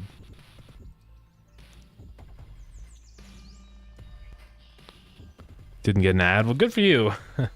Some people do, some people don't. Sometimes the ad is really short, sometimes it's long. It's just complete randomness.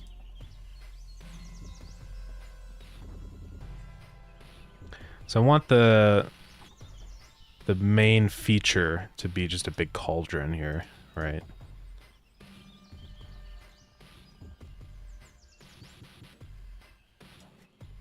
Now let's also go get our player sprites. We have a size reference.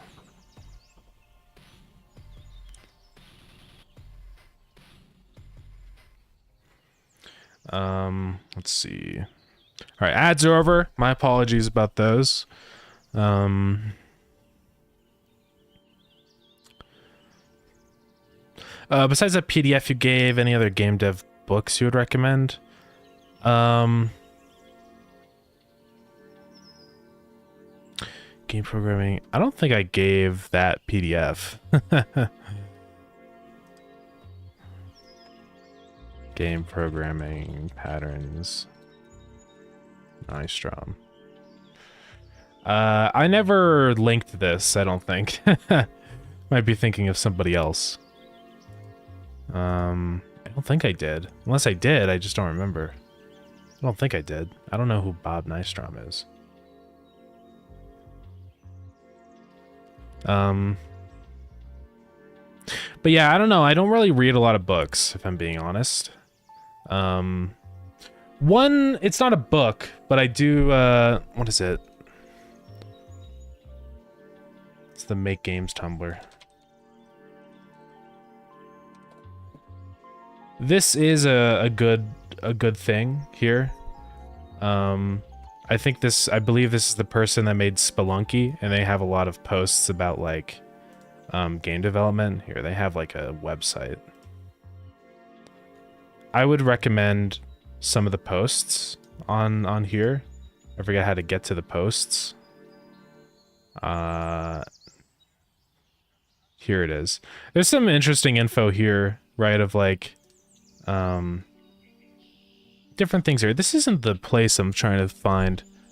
I guess it's on Tumblr.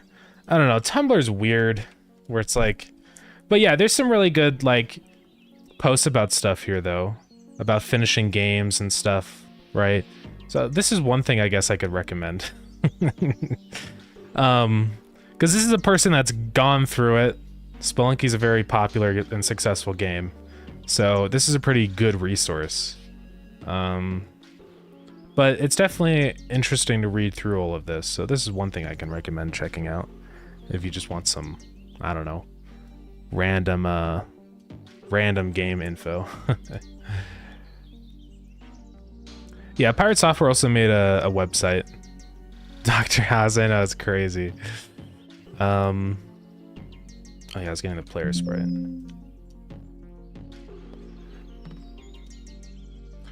But yeah, I read through a lot of those, and some of them were really interesting of just like, you know, how do you finish a game and just kind of basic stuff like that. So it would be really helpful if I saw all that stuff starting out. I didn't, but you know, now I know it's there.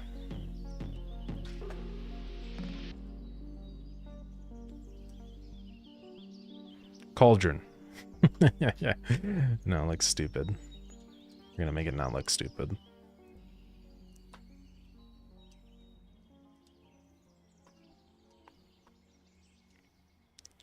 But yeah, Pirate Software's website is good. It basically just goes over like what engine to use and stuff, and yeah, spoilers, there is no perfect engine, so it just depends on what you want.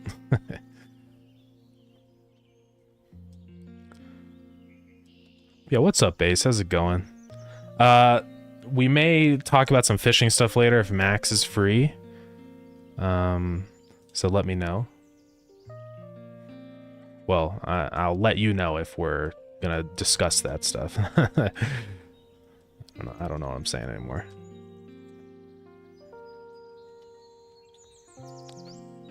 It's funny to me how the Starground Steam Key and a custom skin are worth the same amount of big boy bucks. Yeah. Do you think one should be more expensive than the other? Yeah, so the channel point thing for 100,000, the custom Starground skin, basically that's you can get a skin in the game. I may change that to be a hat though. I'm kind of thinking about like adding in customizable hats into the game. I've thought about doing like full-on skins, but the trouble with that is it's an absolute pain to animate an entire new skin, right? So I think it would just be better if the customization in the game was just in the form of hats, because I can just have the hat just pasted on top of the player's head, and I don't need to animate any garbage. So yeah. Was I hallucinating earlier to see Generic B in the chat? Yeah, Generic B was in the chat. He's been doing some game development stuff in Godot recently, so that's epic. Yeah, I know, it is crazy. Yeah. He showed up a couple times. It's pretty awesome.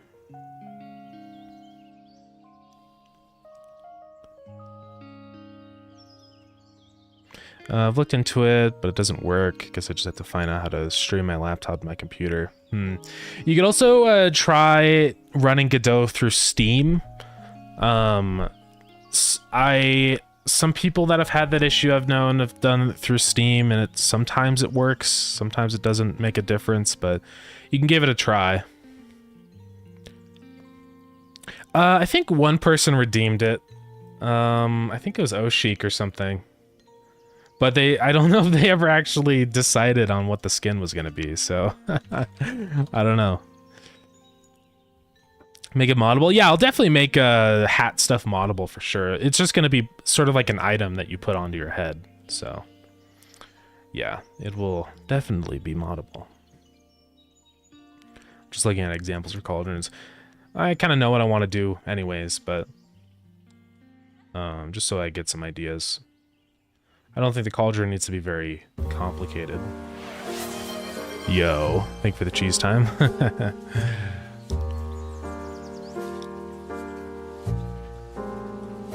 Yeah, I mean, cauldron, basic stuff.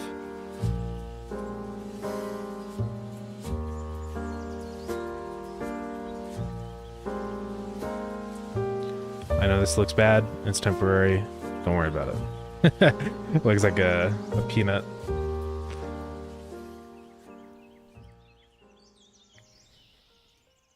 If you consider doing Spitzel art skinning, I might have heard of that. Is that where you do like a model, and basically you do the animations with like a 3D model? Spitzel. I'll look up that person. Earth official. Oh, Pixel. That's what you meant.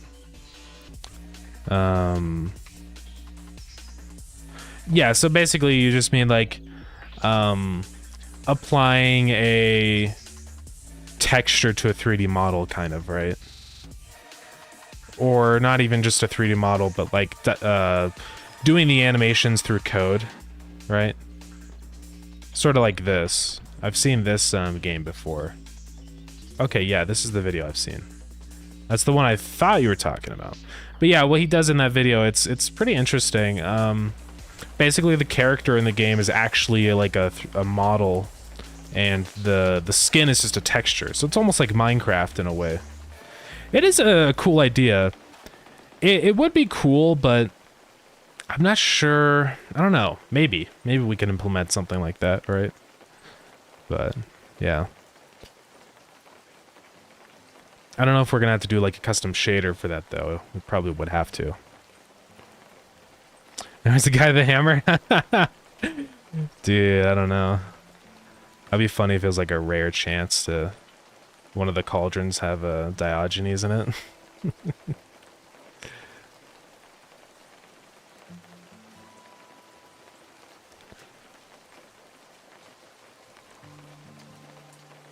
Let's see, I need a darker color. Oops, darker than that.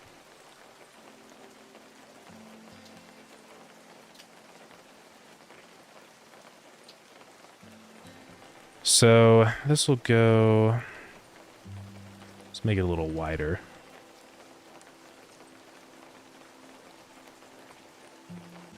And then also this needs to go there.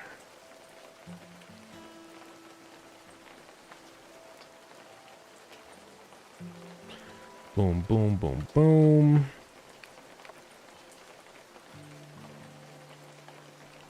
Let's see.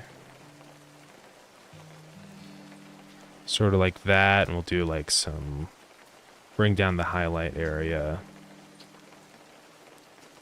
And then do some anti-aliasing and all that business, you know. You know the routine.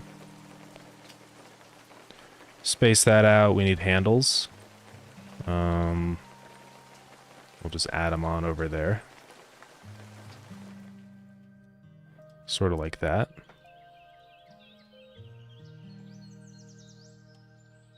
We need feet. Let's go right there.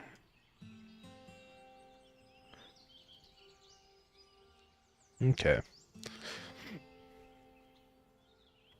Got an idea to expand upon that system, but that's got to be 1 or 2 games from now for me. Yeah, that's totally fair. It is a really cool system. I mean, maybe one day we'll take a look at something like that for Starground, because it would make skinning stuff way easier, because you wouldn't have to do like hand animation stuff, right? It would just be all ready to go. So maybe, I don't know. It's definitely not a no. I just have to see if it's going to be something feasible for me to implement. Because I don't know if I need to like render it in 3D or if I need to do some weird, wacky, advanced shader in order to do it and stuff, right? So, I don't know. I saw cool devlog the other day with cool 3D pixel art. Oh, yeah? Let's see. Ooh. State of Ethra. I think I might have seen this before. But yeah, it looks really cool. I do love the perspective stuff on... I can't tell if it's... It's good if it's kind of hard to tell if it's 3D or not, right? I think it is 2D, but it's... He's doing a really good job, though, of making it look 3D. So it's pretty cool. Yeah, it's definitely... I think it's 2D. The body almost looks 3D, though. It's probably just planes that are offset, so it does kind of have a little bit of an illusion of 3D, even though it is actually 2D images. Yeah, this is what Cube World should look like. The shield's definitely 3D. But that is really cool. I like that trick, right? Only thing is it would suck to have to draw all the sprites, though, for all the guys, because you'd have to draw it from, like, 50 different angles.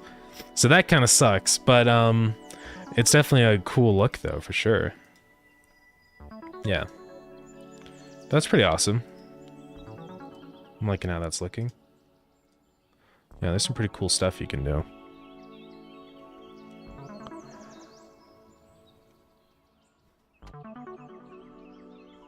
Chrome, why are you stupid? Okay. Steam version also doesn't work. That's too bad. Yeah. I don't know what would be causing that issue for you, right? I'm just trying to, like, run through all the possibilities in my head, but I don't know. It's tricky. I mean, it could be, like, a graphics card thing, but I don't know. Yeah, I'll let you know if I ever think of anything with that on how to fix your issue. That looks terrible. Oh my god. Yeah, sorry I wasn't of much help.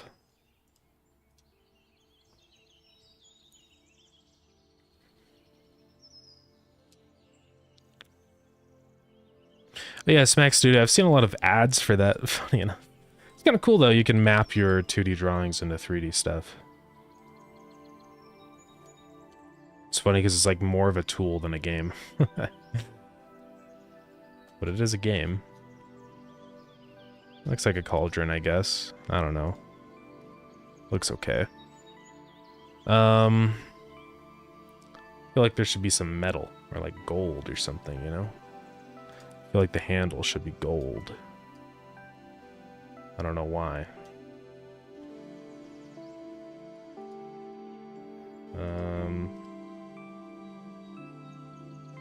How do I feel about that? Terrible. No, bad. Get out. Go away. Yeah, bronze would be better, I think. Almost like a coppery look.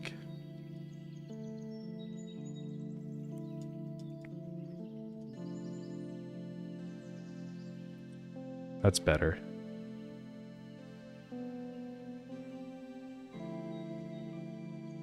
That'll work.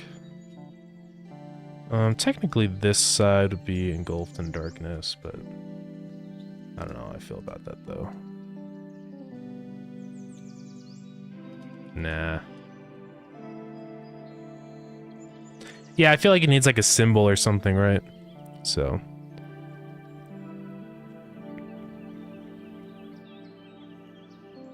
See the video game they made looks cool. Yeah.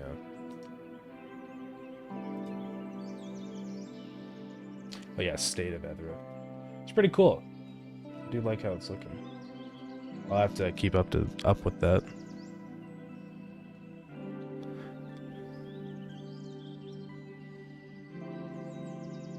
Sprites like you do now, but you're... Yeah, sorry, I think I might have missed... I think you said that somewhere. My apologies. But your red and green values are set to be the X and Y of a skin sprite. Okay. Interesting. Yeah, it's just like, you'd probably have to do a wacky shader in order to actually implement something like that. Which I could probably figure out, but I just don't know how hard it would be, so... I don't know. I will, think about it. That's something I might like explore just for fun, but I don't know if I'll actually end up fully committing and trying to make it happen, you know, because it just might be too hard.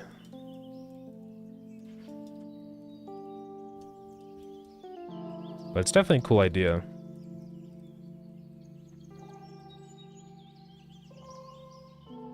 Hey Cosmo, what's up? Oh, you finally got Space Age? Nice. Space Age is pretty fun. I need to play more of it. I've been just busy, though. It's hard to find the time to. It's really cool, though.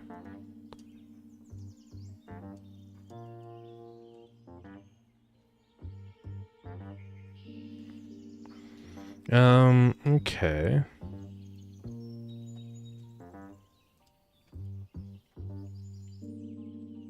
Don't need to, but you have to, yeah. I do, because it's awesome. Let's see, I think this needs to be thinner.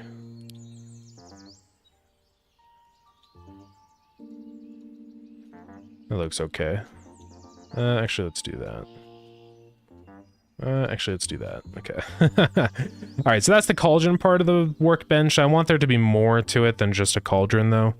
I feel like there needs to be a little table or like a spice rack or something, right? I don't know.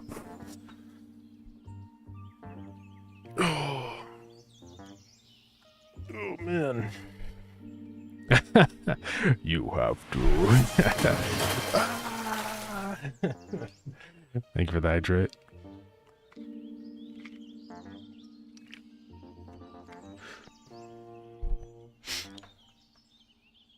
All right. What do witches need?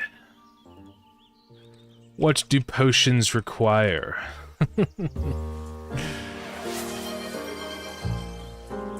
Cheese time, thank you very much. It is Coke Zero, yes. I do have water if the Coke Zero doesn't suffice. There we go. Okay, you need 1 blaze powder, a water source. I need 3 cobblestone. Okay. So, let's see, 3 cobblestone. There's 1, 2, and 3 cobblestone. I need, how many blaze rods? 1 blaze rod. Okay, so I need a blaze rod on top of the cobblestone, so it's gonna be like this. Then my blaze rod. I'm gonna be putting that on top of the cobblestone. Is this working? Is my brewing station complete? I don't think it's working, guys. Save my BBB for the Hatzell skin. Yeah, do it up. Blazed rod. That is what this is, yeah. I hope this looks like the actual blaze rod in Minecraft. I think it kind of does. I don't know. Anyways, let's get real. So how big is this cauldron? It's 27. It's almost 2 blocks. So we'll make it 2 blocks. Okay, we need like a table. I want there to be a little table next to here. I feel like it should be made out of wood.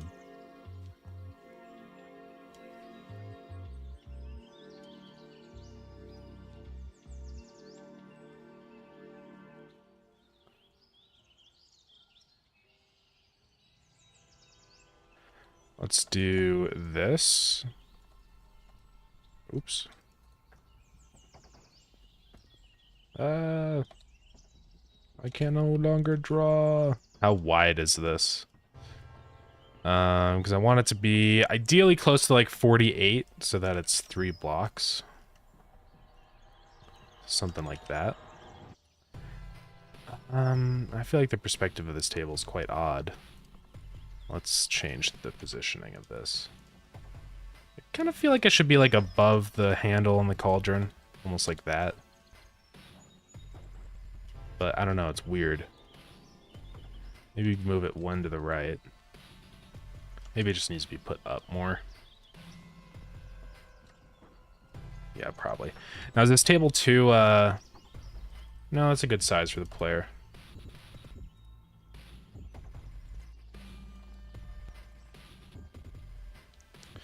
I don't know what's going to be on this table. We'll figure it out. Well, I feel like it needs to be like a rack or something. So yeah, thank you for the follow. Ooh. Are you gonna do a thing with the liquid in the pot where you make the sprite black and white and change the color of the shader? That could be fun. I could just do it as a separate sprite on top for when it's actively building potions. We could do that. I don't know if the table makes sense. I feel like I'm missing something from this layout. Like, I need to find, like, a witch brewing station. Thank you for the hydrate.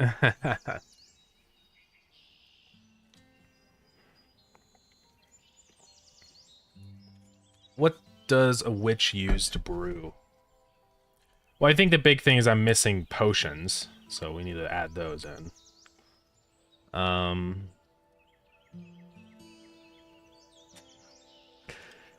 That's AI.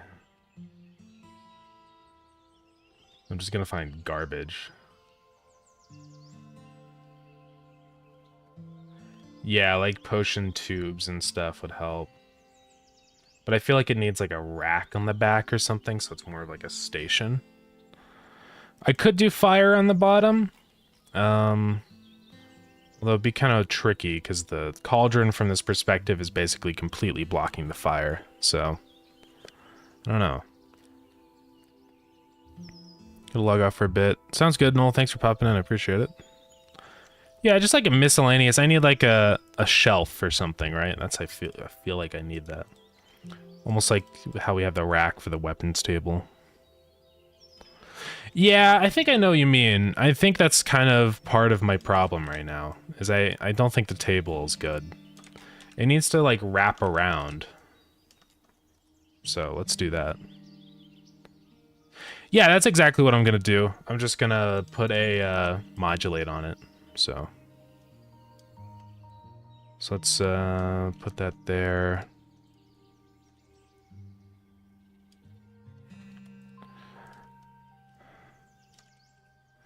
Yeah, like, I feel like it needs to be, like, wrapped around the cauldron instead of just, like, how it is now, right?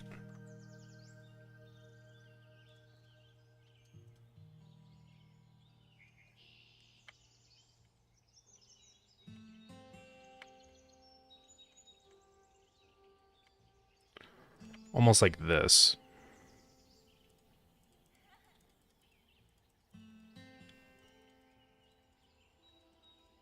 Oops. I feel like this is more what I'm thinking. Right? Then maybe these are more... Could just do it in the center like that. Yeah, that's better. So how wide is this? Exactly 48. We're frickin' gaming, guys. Cool.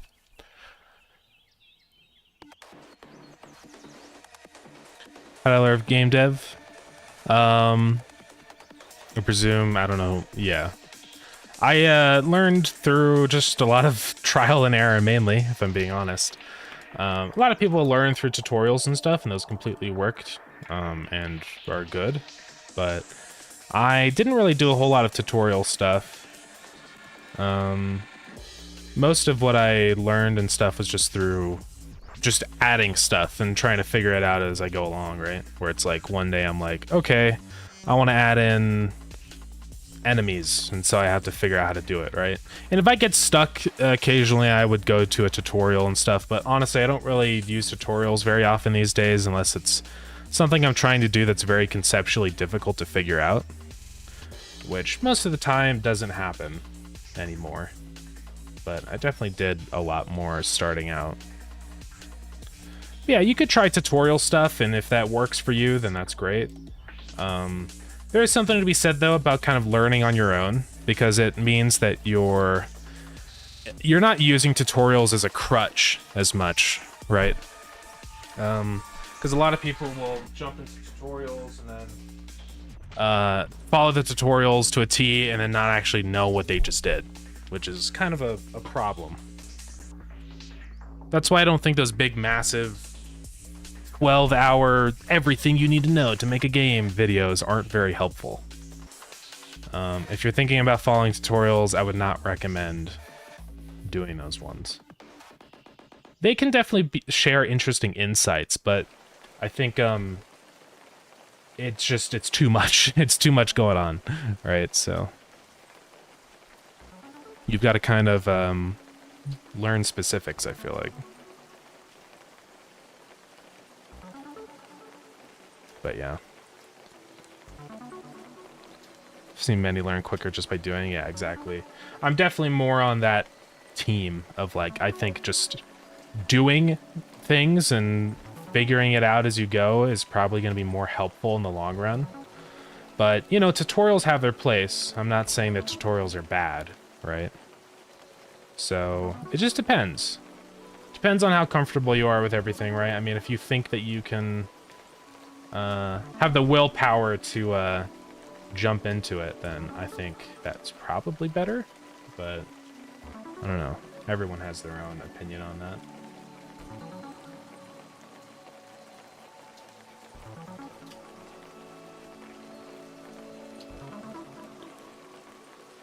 And yeah, with that method of just doing it, you know, it's not easy, but I do think you understand your own code way better. There's been a lot of cases like that where it's like with the, for example, the in-game keyboard in Starground, where I'm like, I need an in-game keyboard. I was looking around at like some assets for it and stuff, but I just, yeah, it just didn't do exactly what I wanted. Oh, looks like the cauldron's fading away. You mean specifically like here? I could change that.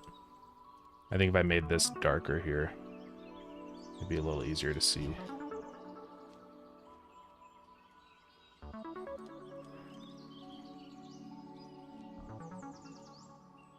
Alright, so I'm just gonna do some very faint lines in this table.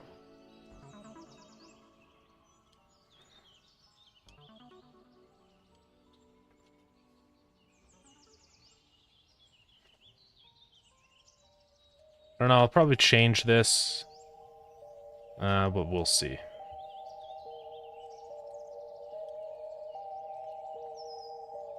And technically, this table should just work fine with movers and stuff.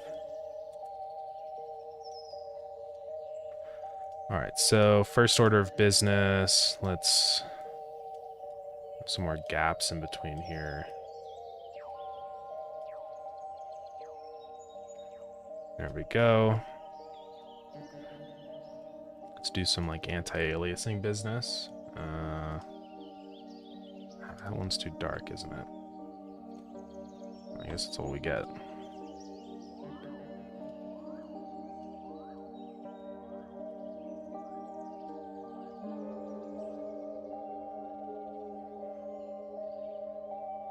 Actually, I don't like how that looks at all. So let's do this. Actually, maybe I'll just do this.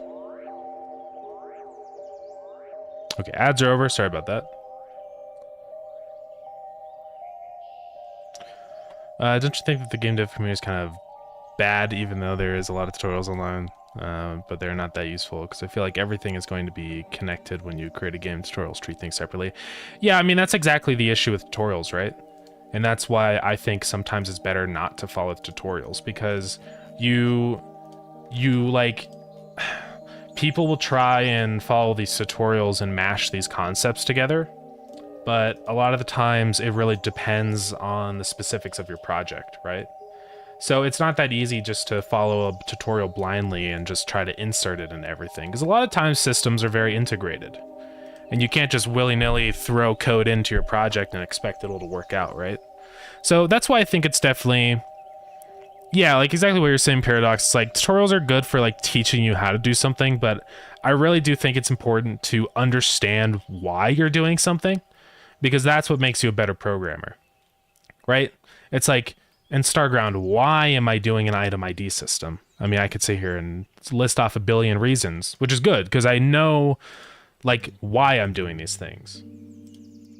I have a problem and a solution to that problem, right? So I think it's important to know that. Because if you're just following a tutorial and you don't know what's happening, then I think there's no point in following the tutorial, right? Because you're wasting your time. So, but yeah, that's what I think anyways.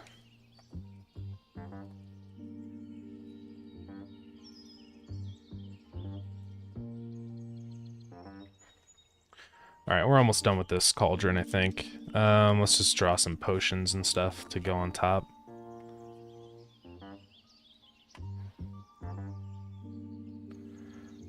Let's get like a funny potion. Meow.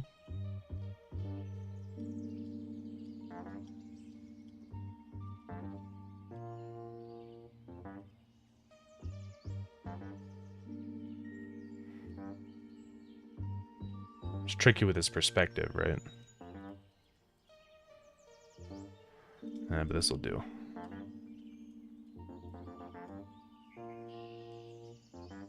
And then this is way too bright.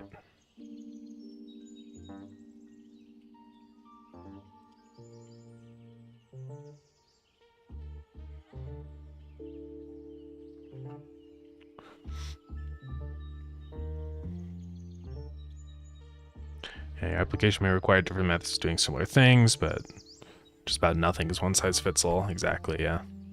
It's just so dependent upon like what kind of game you're making and stuff, right? So, and that's why it's so valuable to know how to implement these systems yourself, because there's going to come a time where you won't find a tutorial, right? There's a lot of things that I've added into Starground, and I just couldn't find any resources on it. Not even just a tutorial, but just no mention of how to do it, right? Especially with multiplayer stuff in Godot, there's been a lot of things that have just been pure trial and error. So having the ability to figure things out completely by yourself is a super valuable thing, because there will come a day where you run into something that is just no one has done before, or no one has talked about, at least with Godot, right? So, yeah.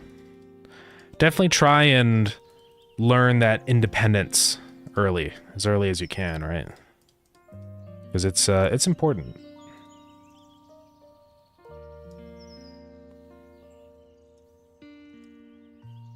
It's the same color as the wood. Let's see.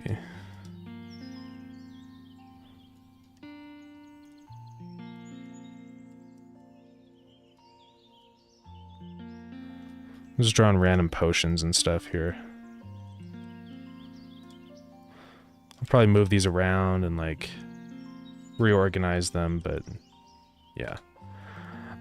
What's like another? I feel like we would have a mortar and pestle, right? For like grinding herbs and stuff. That feels like a brewing thing. So hey bro, what's up? Thanks so much for the resub. 13 months, that's crazy. Potion, yes, we're doing potions, it's crazy. But yeah, thank you very much, I appreciate it. How's it going? How have you been doing?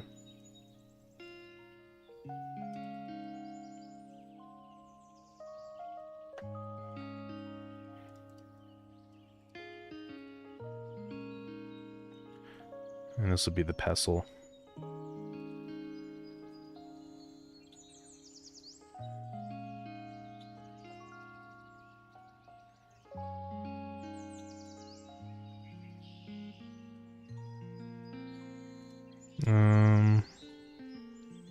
Let's see.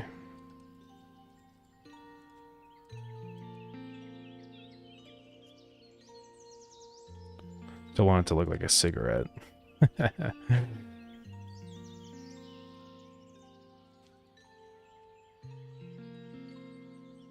That'll do.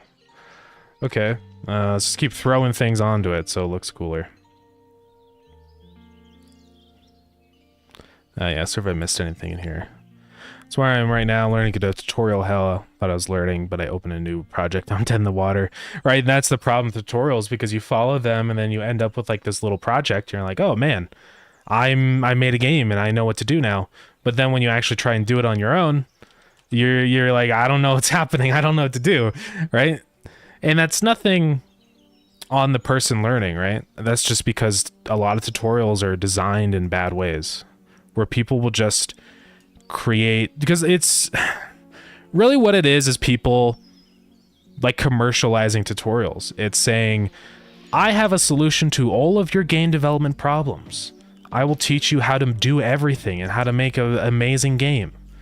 But the issue with that is that it's a lie, because they're never going to be able to pack in enough info to actually be a complete tutorial on how to make a whole game.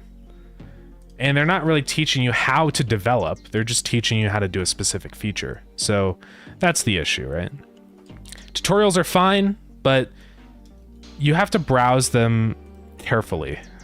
If you're gonna do tutorials, only follow a tutorial that like is for your specific problem, right?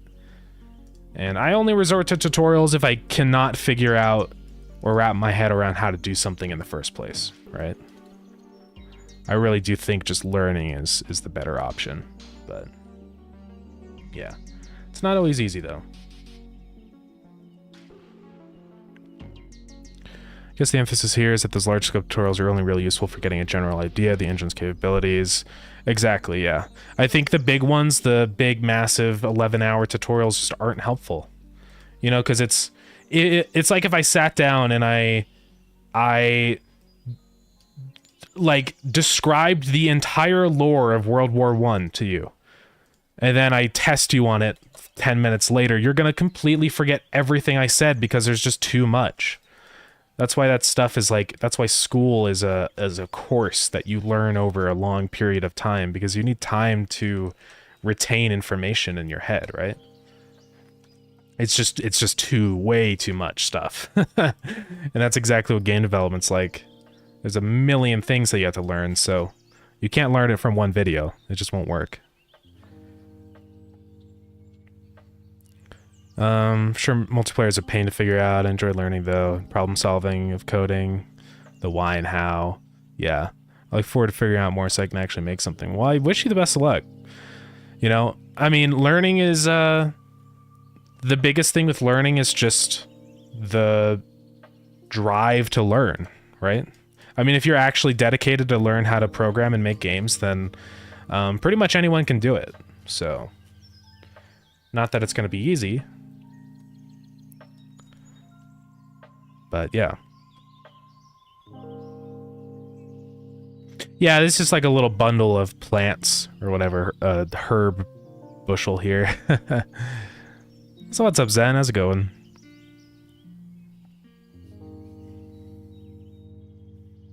I know I used Dinosaur's Platformer Forces video to teach myself how to make good feeling movement.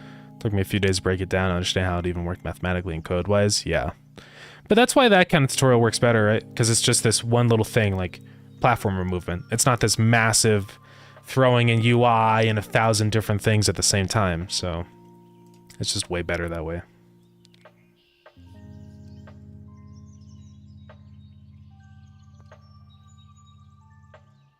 I want a triangle potion. Like this, yeah. That's freaking sick, guys.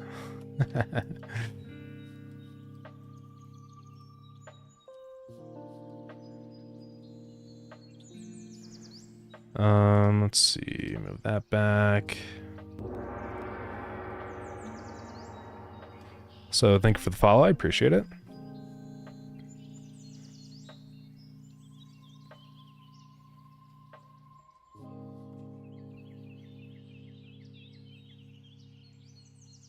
Among Us is crazy? What do you mean? Yeah, same here, I'm having to figure out how the code works, and I can use set code to do something, modify it, yeah. That's the biggest thing, is just you have to learn how that stuff works, right? And then once you do, then you kind of have the skills to go off and add this kind of stuff yourself, and that's when you really start to proliferate, right? Where things are easier. Let's see, this needs to be different. I think it needs to be like a pyramid shape. Right, like that. Yeah. But then if that side's like that, then this side needs to be darker. It's not too bad. I'll move it up there. Alright, that looks okay. Next thing, I feel like it needs one more thing, perhaps. I'm not sure what. Maybe we'll do like I don't know. So this is weird over here. This needs to be like... Let's scooch that down. There we go. And these also need an outline. Like that. Alright, and then shadow stuff, so... Let's do that. Black.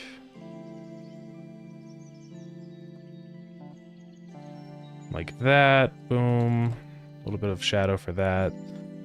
These potions will have a shadow, same with this one. And a little bit there. So now when I lower the transparency, boom, shadows. I'll set it to like 150 probably. Same with the shadow on the bottom, I'll probably do 150. Maybe lighten up this shadow here. Alright. I think that looks good for the station. I don't want to overwork it, so. But yeah. The solutions to follow my Udemy course, yeah. It's the same thing with YouTube. That's why tutorials are just misleading sometimes, because they have to promise a bunch of things, even if it's not true. Because that's how they make more advertising revenue, right? That's what's so annoying about it sometimes.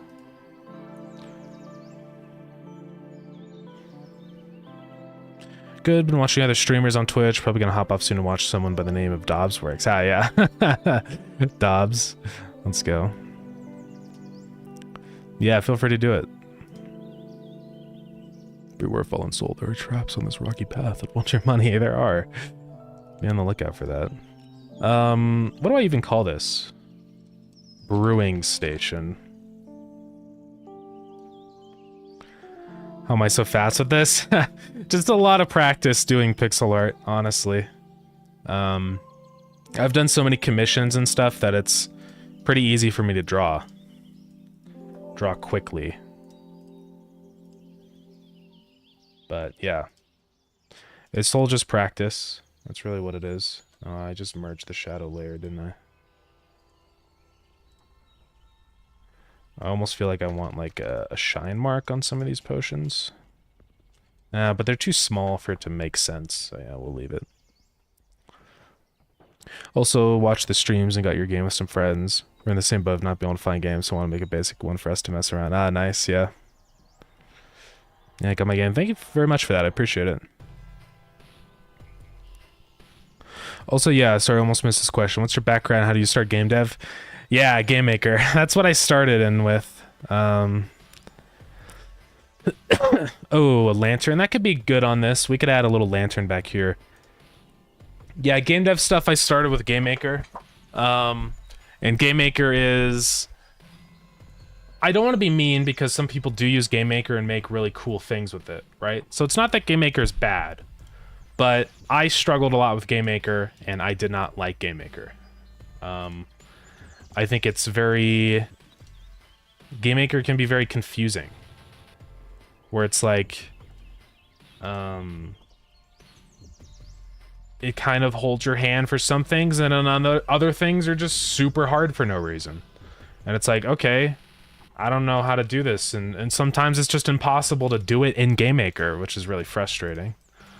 Because I've had a lot of those cases where I was like, okay, I'm gonna add this, and then it turns out after 5 hours of researching, it's like, yeah, you can't really do this very easily in Game Maker. And I'm like, well, that sucks. And I just have to abandon my hopes and dreams, right? Which is super lame. So that's why I don't really like Game Maker. Thank you for the hydrate.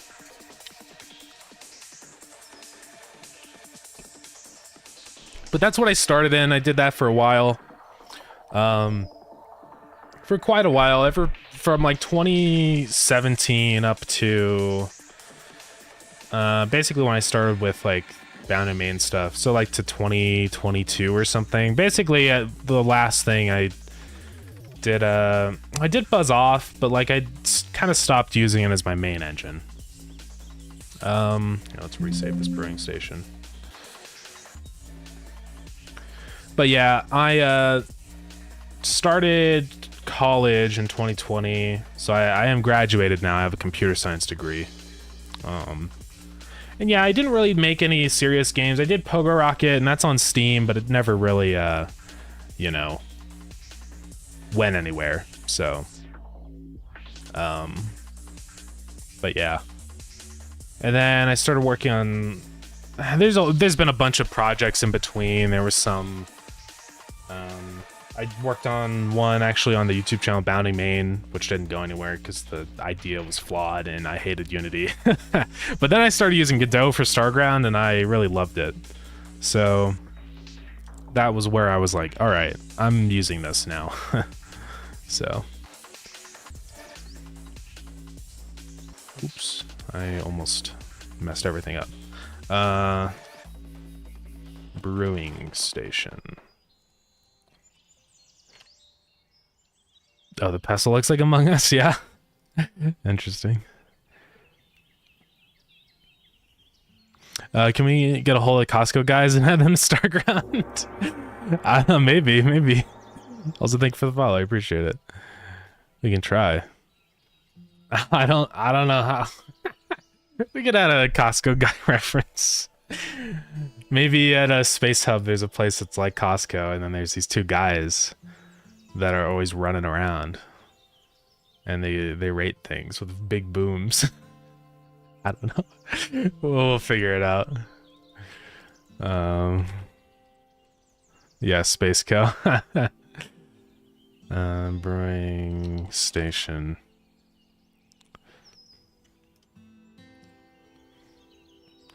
Oh shit, fun fact, your streams don't cost Twitch around $10. Oh really? Just from all the server processing power. That's kind of funny, honestly. Yeah. So no, what's up? Welcome back. We finished the cauldron, so I'm just gonna load it into the game. It's the brewing station. Boom. 5 big booms. So the collision shape on this, first off, let's make unique. So it's going to be 48 by 32. So that's going to be the shape of our station. Did I offset the sprite or anything? No, we're good here. Save component, that's just going to be, you know, save the usual. Now, this won't use power or fuel. It will be... Actually, it might use fuel. I'll probably do fuel. So we're going to make this extend... let's see, brewing station. This is going to extend the recipe building. Now, with that, there's a couple things I'm going to have to add in here. So the crafter... It's not really that many, I guess. I guess I'll do a craft sound. I will have to do this multiplayer synchronizer and also particles. So let's just copy all that over into the brewing station and paste it. I already had a multiplayer synchronizer. Get rid of the old one. All right. So pretty easy. This is what I love about this recipe building class that I made, is that I can just, bam. Now we have a building that can craft things. So I'll make this require fuel. I don't remember where I do that. Is crafting. Is that in the inventory component? Where do I do that? I don't even remember. Let's go find something where I do that, like the oven. Oh, that's in the inventory display. Yeah, we'll be fine. Okay. Anyways, back to the cauldron.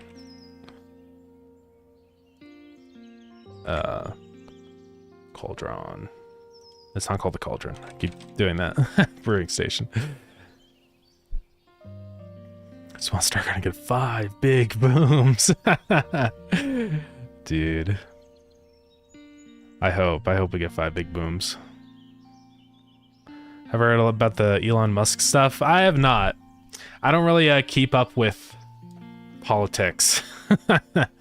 That's what it is at this point. So yeah, I have no idea what's going on. And honestly, good. So I had to, let's see. I don't actually need to sync speed scale. I just need to sync is crafting. And the position, of course.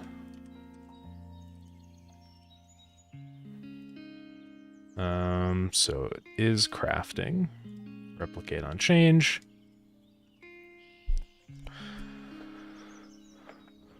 Yeah, which the 43 that happened last week, right?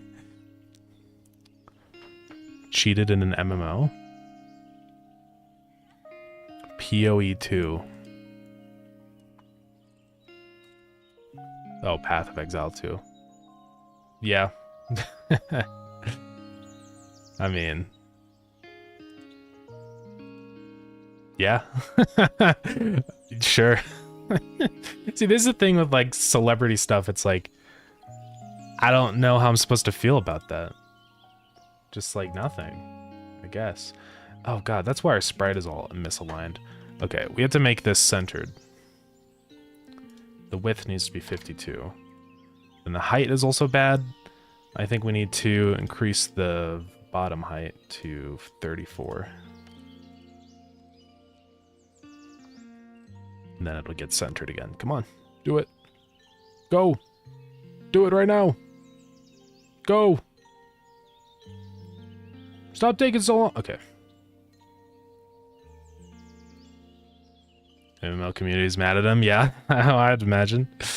I mean, what did he do? How did he cheat so bad that, like, the whole community is angry?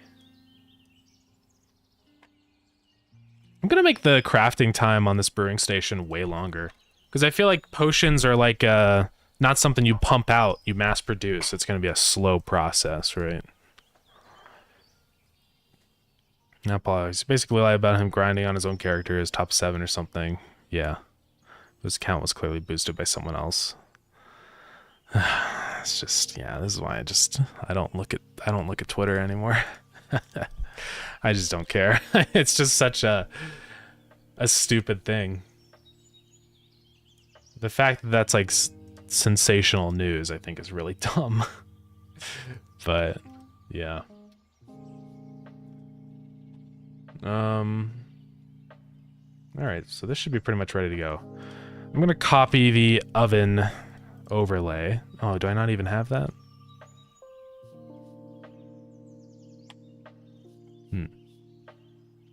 How does this building know if it uses fuel or not?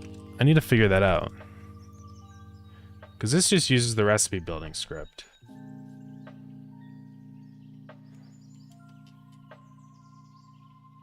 Uses fuel. I don't have a way to set that to true? Oh, it's in the building data. I'm stupid. Okay, it's fine. So I'm going to copy the same display. Go back to the brewing station. Put the display into here. We'll call this the brewing station. So there are some more things we're going to have to do here. Yeah, inventory stuff, that shouldn't matter because it's just going to be automatic.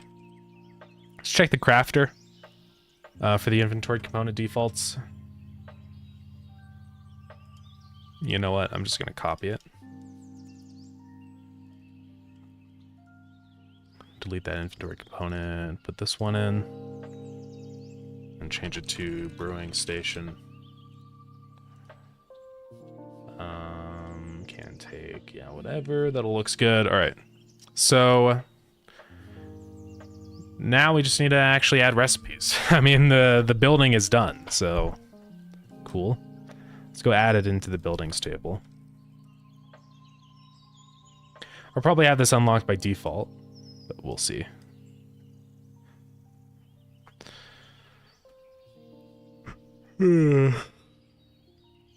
Started flexing about his account, trying to convince people he is some mega cool gamer guy. He's basically trying to be good at everything he does, or at least make it look like it, but he fails miserably.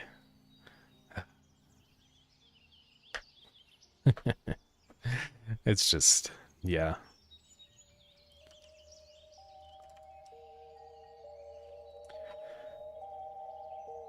Yeah, I don't even know.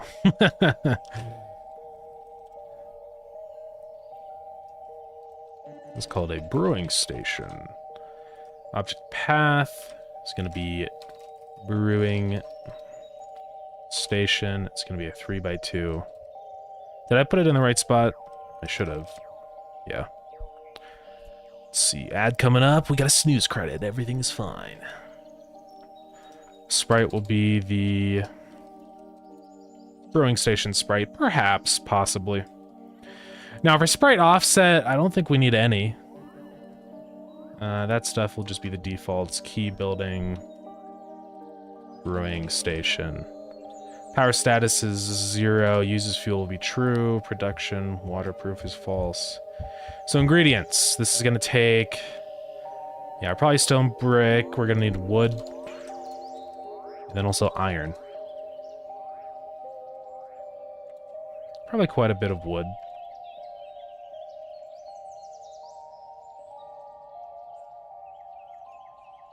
An iron ingot. Let's do 5 iron, sure. Actually, it doesn't really use much stone brick, so let's decrease that. Increase iron consumption to 10. Okay.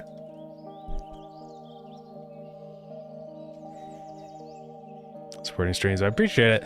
I hate that I can't control when the ads play, but, you know, it is what it is. Alright, so the brewing station's fully in the game. Literally, that's it. Let's make some potions. Let's go draw some potion sprites. So, items are 12 by 12. Let's do... What potion do we want to do first?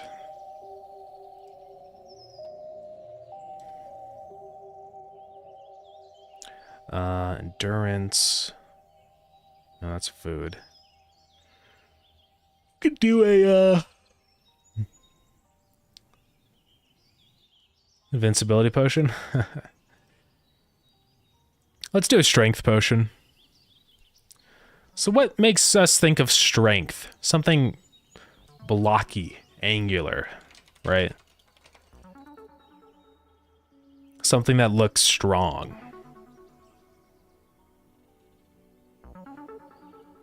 And I'll probably make it like strength that makes me think of orange or yellow. energy, you know. But I'm kind of thinking almost something like this. It's got to be like a big potion. This is a cool potion. Something like that. Fanta, yeah. I got that Fanta in my system. Fanta in my system.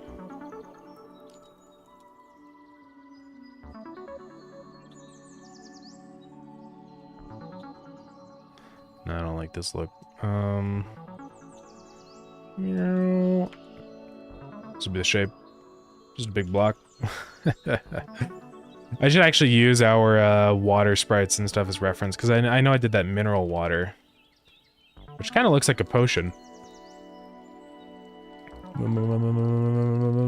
Where is it? Oh, it's in items. Mineral water.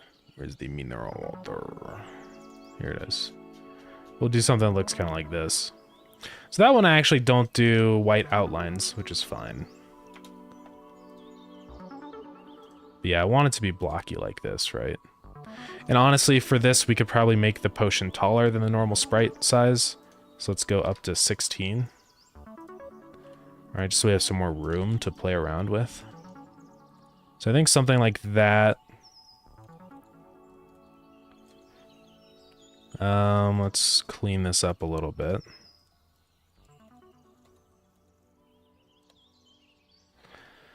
Alright, so I think this color for strength.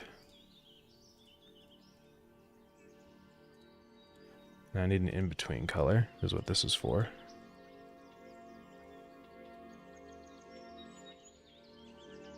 Let's get like a darker red. And maybe we do like a little bit of a...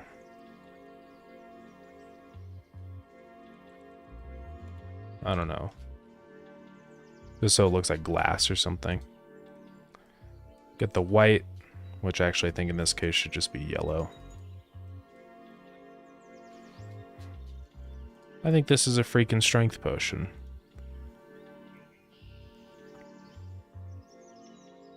Anyways, yeah, let me read this massive block. If you want to be relatable to people, you would have been better off telling people the truth from the beginning. I mean, yeah, really.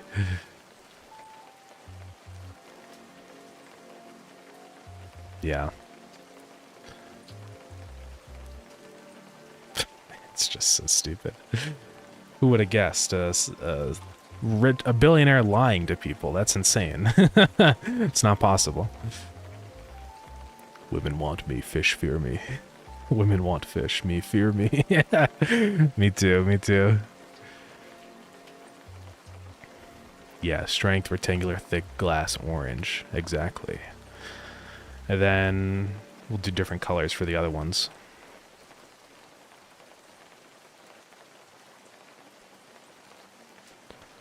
Alright, so I'm gonna actually... Should I do another tab for potions in here?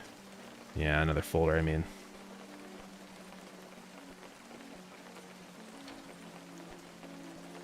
Potions.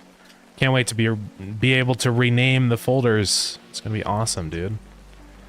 And then let's call this Strength Potion. Cool.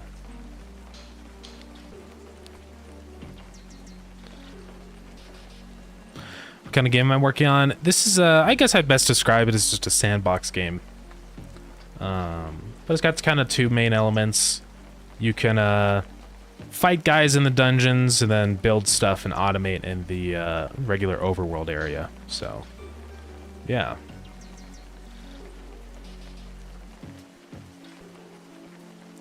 We got an ad going on, by the way. Alright, let's go to items. Items table. Let's go down to... Let's add a new area for potions. Just call this potions. Grab a random thing. Alright. So this is going to be Starground, potion, strength. Name is going to be strength potion. It's going to be items, potion, strength potion. Cool, cool, cool. So, I think I have it set already where I can give myself effects if I eat something, so it's just going to be down here, like, in our donuts or whatever. Donut, yeah, this is where we get the effect. So let's go back up to strength potion. So what I can say here then is just strength effect, or Starground effect strength for 30 seconds or something. We'll figure out how long we want it to be. So yeah. Let's wait for the ad to be over. Come on, ad. Hurry up. Go away, ad. Alright. Ads are over. Sorry about that, again. Been sad in the YouTube stream like a pleb when the Twitch is popping on. Yeah, Twitch is definitely more of a fun. It's more fun on Twitch. Because we have our potion, or not potion redeems. I can't talk. Our channel point redeems. Reference preach. Is my fan so broken? Dang it, dude. This fan is dying. You guys hear that, right? Do you hear that right now? Yeah, it's not good. Oh, you don't hear it? Okay. Well, fan's broken. That's all you need to know. That's it. I'm opening my window. I can't take it anymore.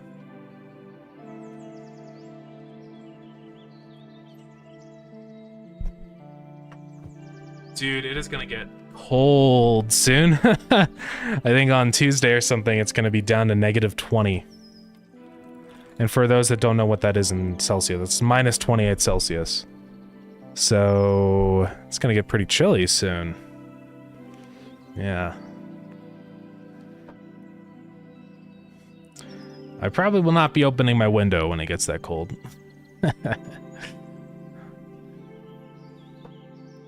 We have the potions, yes. We have to add in the strength effects script now, but yeah. Yeah, sometimes you just have your stuff in the background on YouTube, show come here more, but the ads are so aggressive. Honestly, you could just watch on YouTube and leave the Twitch chat open if you want the Twitch interaction, right? That's what I would recommend. Then you don't have to deal with the ads on YouTube, and you still get your channel points. So, yeah.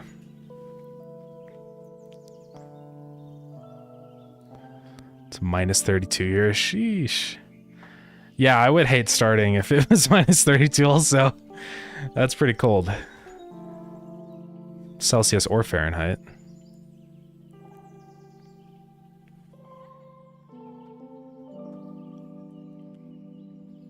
Good idea, to be honest. Shame that Twitch shafts smaller creators. I know, it's so annoying. It's so annoying. If they would just let me control when the ads play, then everything would be fine. But they don't. And so it's just super frustrating. But, oh well.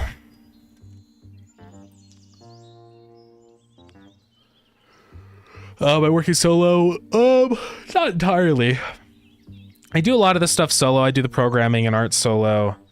But Ace does the music.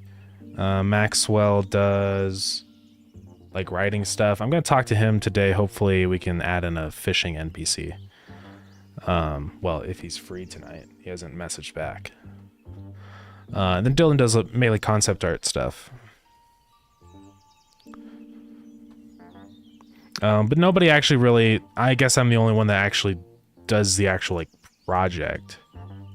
It's mainly just me taking... Like, for the music, it's just putting the music into the game and Max's ideas and stuff.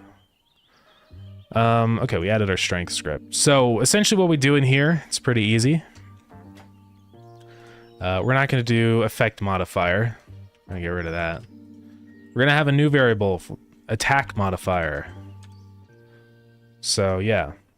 If main sprite, then I'm going to say modulate, set it to red. So, like 1.211. Then I set it back. So, I'm going to say you know, right here, entity dot attack damage modifier is 2 or something. We'll balance it and figure out what will be good, right? But yeah.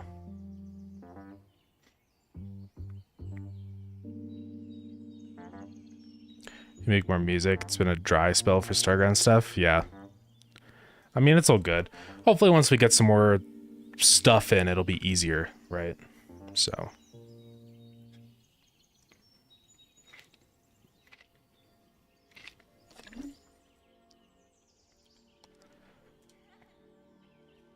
Had a good NPC idea, but I forgot. Yeah. Let me know if you remember it.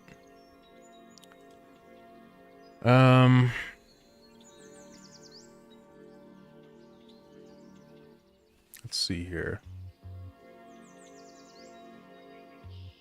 All right, yeah, that'll work. And then, oh yeah, here we have to send it back to 1. So let's go do that. Oops. So it's easy now in here. We're just gonna go to our entity. And wherever the damage stuff is, we can just add that on. Right, so we're gonna have our attack damage modifier as 1.0. Save it. So inside of the player, let's go to that. This is where it's actually gonna do the enemy damage stuff. Oh. Okay, so where do we actually attack? I guess we do it in tool action.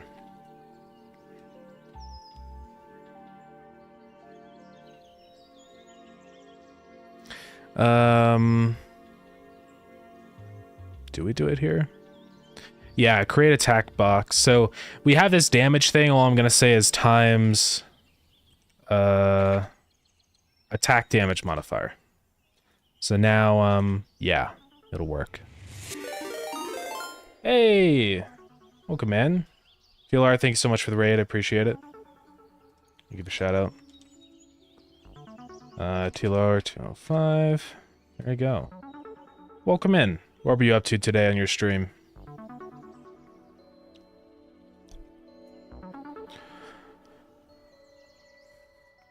Let's see. What are your normal stream days? I stream on Wednesday, Friday, Saturday, and Sunday. So those are the days. Basically the whole weekend, and then I sprinkle Wednesday in. Just for fun, I guess. I don't know. But yeah. This is going to sound like an odd question, but have you seen any examples of 1-bit themed games where animals/creatures or types of humanoids are easily distinguished? Yeah, the first thing I thought of is like maybe it's not really 1-bit though.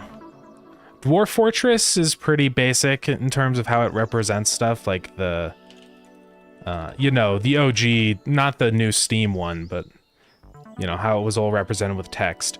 But the thing is that it's not technically 1-bit because it does have, it's not 1-bit color, so that doesn't really count. I can't really think of any off the top of my head, but if you need your creatures to be easily distinguished with 1-bit, then the only way you can do it is through shape, right? So you just have to make sure everybody has a really distinct, like, I don't know, body, right? Yeah, I mean, I've never really, I don't think I've ever played any 1-bit games before, but yeah, really it's just going to be a matter of physical features instead of just color, right? Imagine it would be pretty difficult, actually.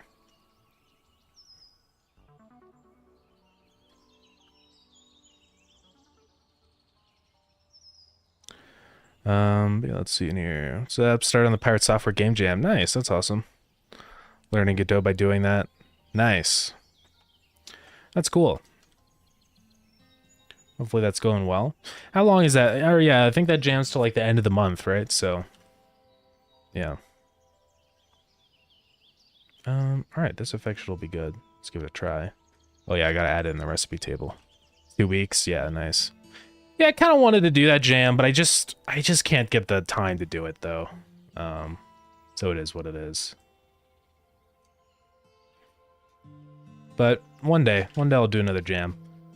I just gotta find the right one. One that isn't gonna be a super long jam that I won't have any time for.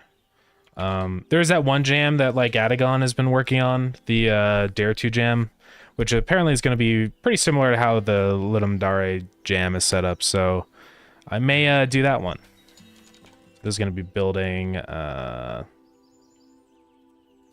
brewing station.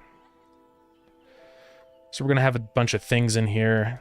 We're just gonna have the ID of the recipe.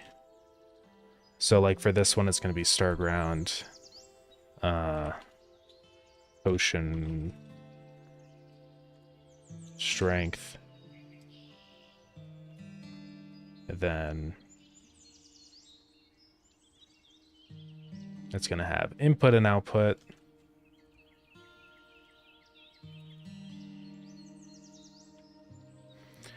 So output will be our strength potion.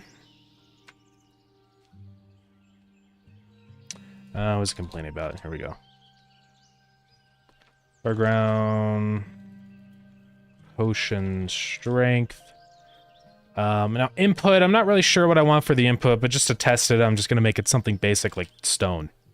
We'll be changing that, obviously.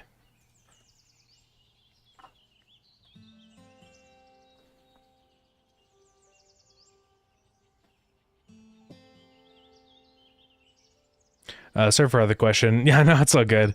Saturday spray for a few hours and now trying to figure out how to make a fox and cat look different. I would imagine that'd be pretty hard, yeah. I mean, one of the big things is you could just, like, keep things in proportion, obviously. I would probably make the fox a lot bigger than a cat, and that's just kind of an easy way to help. And really think about the features of both and kind of exaggerate features, right? So if you look at a fox, like... Is it going to be the news network? No, okay. Foxes have a very triangular head, right? Like, their snout is very small compared... Like, when you look at a cat, the ratio is completely different. So if you're drawing the head of a fox, one way to really distinguish that, I would imagine, from a cat is literally make it a triangle. You know? At least close to a triangle. Just super emphasize the fact that its snout is very small relative to the rest of its head, right? And a lot of games will actually do foxes like that, where it's just a triangle head. And then a cat, I would just do differently, where it's just like round, right? So that'll kind of help you, I feel like, distinguish these two. Because the only way you're going to be able to do that with one bit is through shape, right? So, I mean, it just depends on the style. Of course, if you're trying to aim for a really realistic style, then this might not work, right? But I think trying to aim for realism with one bit isn't a good idea. So I would recommend exaggerating things as much as you can. So, and you can exaggerate it in a way where it doesn't look cartoony. I mean, it can still look fine, not over the top, but yeah. Stone strength. It's so weird. Yeah, it's Starground got the cat ears. Oh man.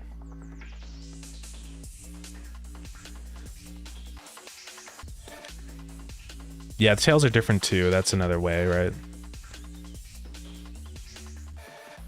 Idleathon. Pizza Game 2 reveal. I would love to do another Idleathon at some point. Honestly, I would love to just work more on Pizza Pit and like make it a more full-on game, but I don't know. We'll get there eventually. Let's restart the game so I can make this station now.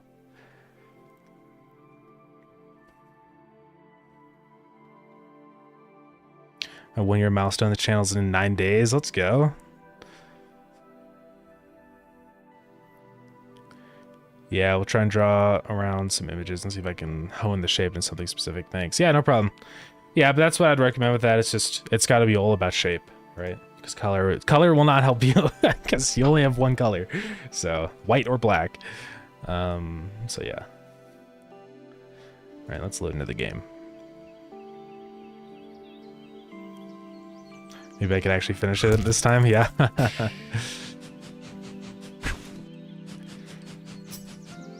I think it would be fun. I'm sure a lot of people would totally be down to do that, so. But I don't know, we gotta find the right time to do it, right? I think during the summer would probably be best, right? Because people are gonna have a lot more free time. You know, or during some kind of holiday would be good. I don't know, I'll have to think about it. I'll have to figure out when we want to schedule that. I'm just gonna give myself the ingredients. Oh. You have no idea how many times I've done that?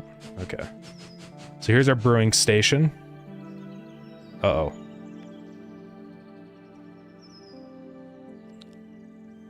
Oh, I didn't set the ID. That would be why. Well, that's broken. I gotta restart the game. Cool.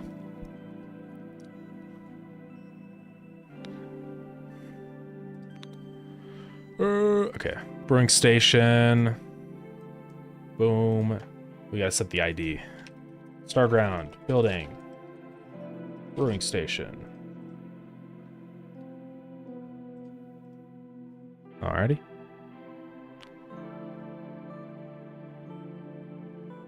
Gotta get a Chef Gosden for that, yeah.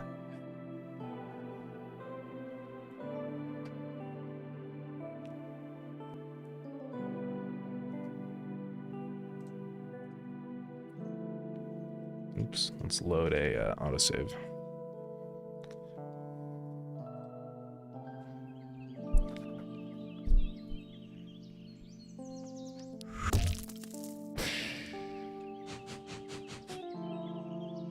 Oh, we're on this one. Okay. I mean, that's fine. Iron and get 99, give stone brick 99, give wood 99. Okay. It's better not crash. It crashed. It's because it doesn't have any animations. So let's fix that really quick. So hey, thank you for the follow, I appreciate it.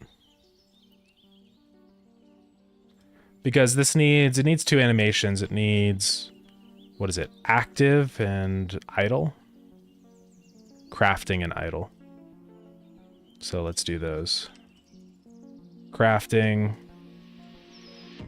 idle, and we'll do active animation. For that one, I may just do not even an actual animation, because we're probably gonna modulate the color depending on the recipe. So we'll just pretend that it's different. Alright, so we got those two. We also need to set a default recipe. I think that's part of our issue. So Starground. Potion strength. Okay. Let's restart once again.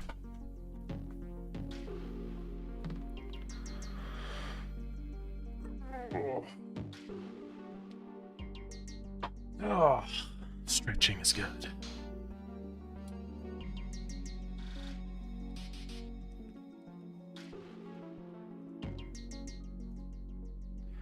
Okay, auto save. It's probably gonna be that same save again. I have to give ourselves the stuff again.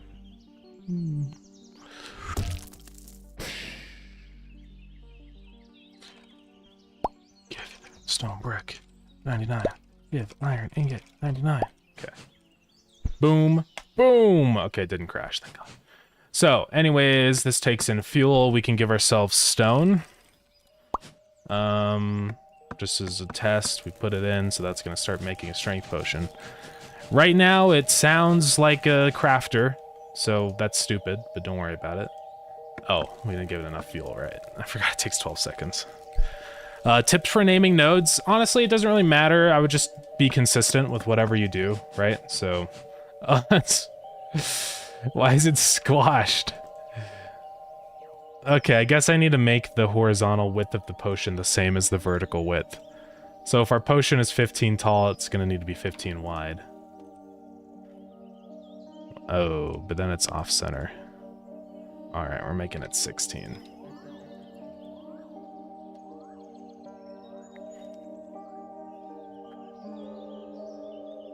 Ah, frick it. We'll just do this so it's not broken.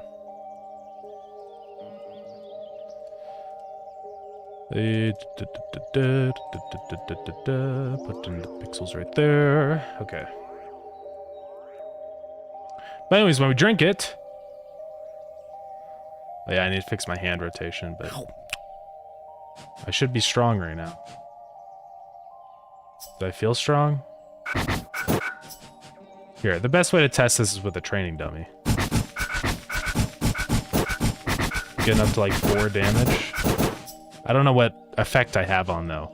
Well, we'll have to wait and see. I don't know what's going on right now. I don't know if it worked or not. Who knows? It does work, right? Yeah, I mean, I set it to 2. Let's set the red value larger then. Okay, we should have autosaved by now. I'm gonna restart the game. What's the thing I needed to fix? Oh, I already fixed it. Yeah, we also need to fix the hand rotation. Let's see if we can do that. Yeah, anyways, what I was saying with the node naming. Just be consistent. Usually what I'll do with my nodes... Well, okay, I'm not consistent at all with node naming, I'm gonna be honest. So my node naming is terrible. But, man, my node naming is terrible. I have some that have snake case with an underscore.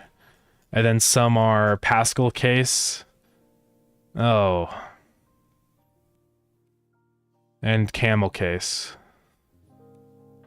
Yeah, don't listen to me. But to be honest, it is just being consistent. It's the same with like variables, right? Where it's like... what I'd probably recommend, what I tend to do most of the time is this. Where I do, you know... this is Pascal case. Like this. I do first letter capital and then every other word is capital and just one string like that. So that's what I do. You don't have to name it that way. If you want, you could name all your nodes with underscores, you know? Like, this is my node. Or you could do camel case, which is this is my node, right? Literally whatever you want. I would recommend, though, doing it something different than one of your variables, right? So if you do all your variables in camel case, I probably wouldn't do camel case. I'd recommend Pascal case or snake case, like this. Right? So just follow whatever works best for you. But just make sure it's consistent. And for actually like naming what it is, I mean, I'll just name it what it is, right? I tend to prefix more stuff on because if you get nodes that are named the same thing, then you don't know where they are and stuff. But like this, I call it line anchor and just literally what it is. I mean, it should be pretty intuitive on what you should name them, right? So yeah. It's the dummy's phase of Minecraft reference. It definitely is, yeah. Yeah, there's a couple different random faces that spawn in. We can load up and show all of them off. The screams do as I say, not as I do, but also don't do as I do, yeah.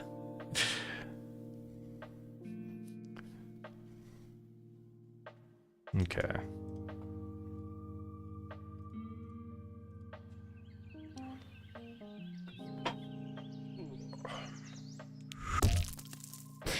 Here we are. Yeah, so they have a bunch of different faces they can spawn in as you can see here. These are some of the different faces. Creeper face. He's going like... or he's like... or he's just... So. And then the regular face is just a smile. That will break them all. That's it. Mining speed 0. Alright, let's craft this potion again. Just to make sure it is working. It should be working, but I don't know. It's also funny because when you drink the potion, it does a munch noise, like you're eating it. So I should probably change that so you actually do like a slurping noise. Alright, so I should turn red. I am not turning red. Guys, I am not the movie. Thank you for the hydrate. Water. hair is a mess.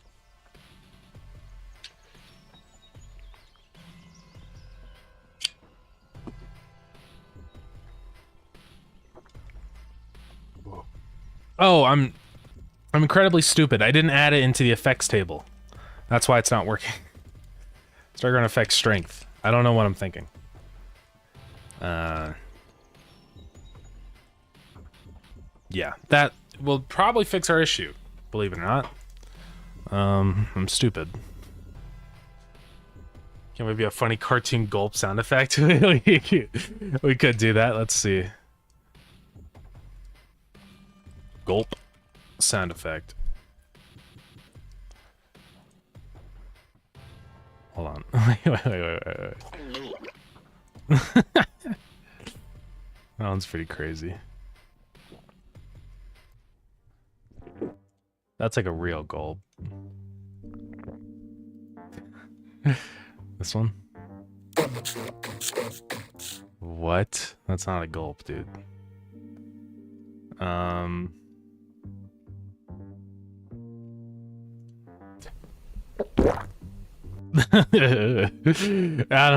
don't know, we'll figure it out.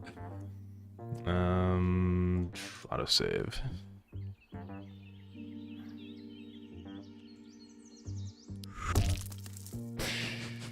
Yeah, that is gross, dude. Alright, watch this, guys. Ready? So let's do a pre and post check. So, pre-damage. I peak around 4 damage. Let's drink up. Bottoms up. I think it worked. New damage. Oh yeah, I'm doing way more damage. Alright, well the strength potion works. So it should last for 30 seconds. You can see I'm all red and angry. I think I should make it so the other colors decrease. So I'm gonna go 0.75.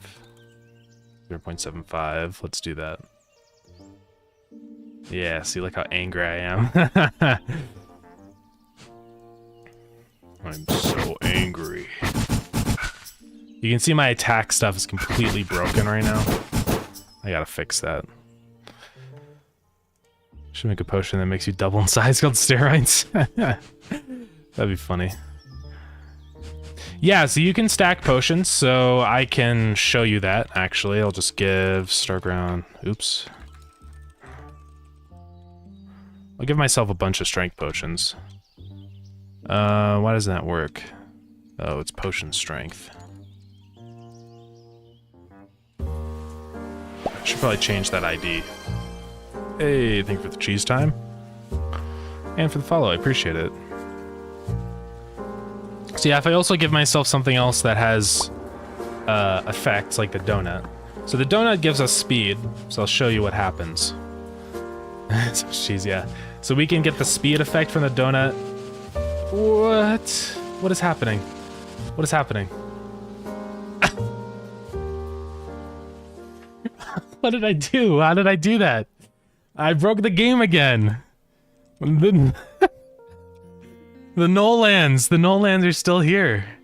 Or the Nanlands, that's what they were. What did I do? It just broke. It broke down. It's all broken. I gotta reload the save. God dang it.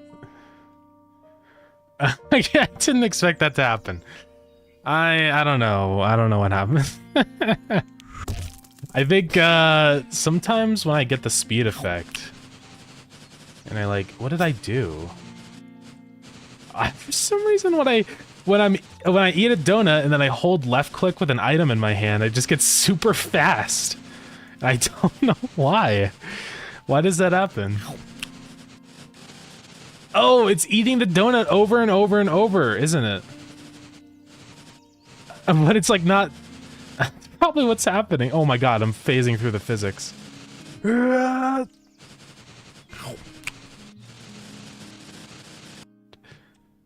That's a great way to break your game. Guys, don't do that. Unless you want to get to the Nanlands again. That's so stupid. But yeah, anyways, my point is that you can stack them. I'll probably make it so there's no cooldown for consuming potions. I do have a cooldown for consuming food, just because it makes sense. But Yeah, potions I'll probably make no cooldown, so you can drink whenever you want. That's pretty funny, though. I don't know why that happened. I want to say I'm amazing, but you should hire me as tester? Yeah. Oh, man.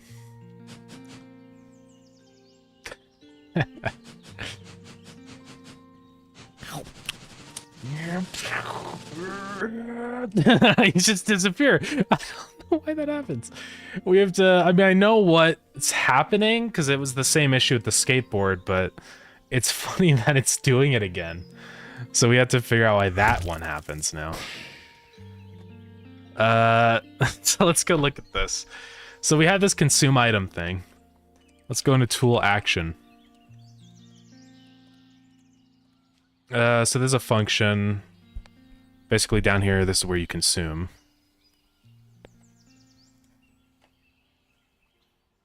So right here, it's item effect. Wait, what is this? Okay, that's the consume item function. Where's here? Okay, so right here, it basically says if count, whatever, if count is greater than 0, then go ahead and consume the item. So in consume item, it does all this stuff.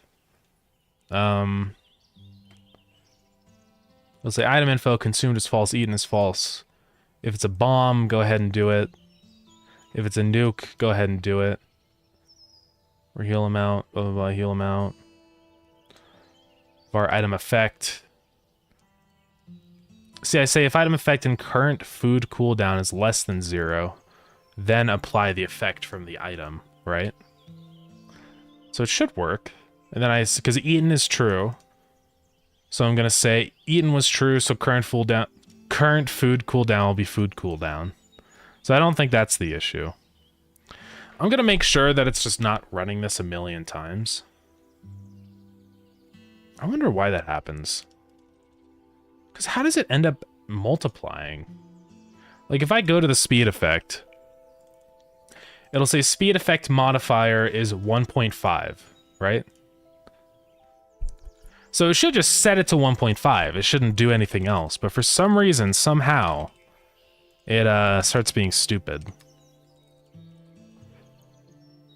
But if I print speed effect modifier, you can see what it does here. Also, wait, there's actually errors that were thrown. What are those? Oh, that's just the NAN land errors. So it's 1, right? I eat the donut and it's 1.5. Oh, it's not the speed effect modifier? Unless it is. No, I don't think it is. Weird. So what other modifier could it be? I don't know. Speed modifier? Maybe it's just that.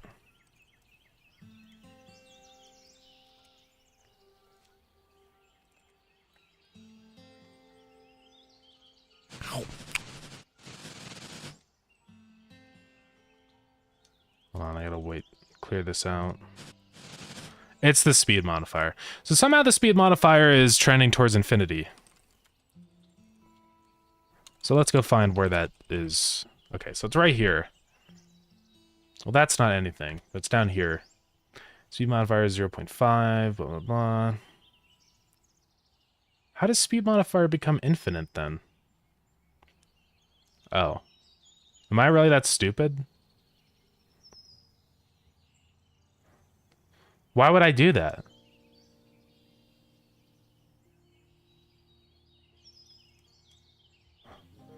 Huh?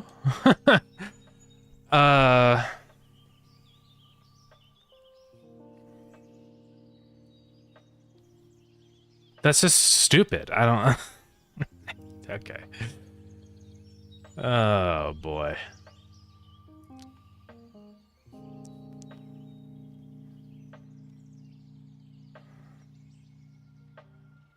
Speed Excel modifier. See, that's all fine.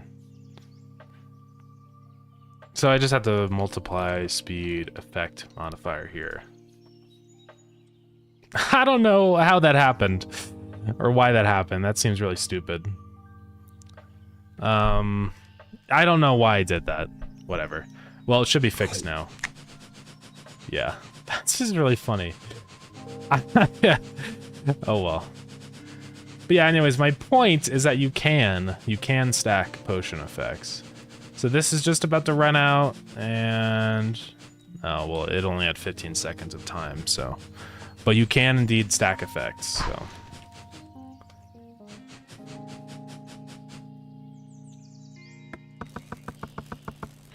That's what's good about how I implemented the effects system, so, because you can have multiple at the same time. All right,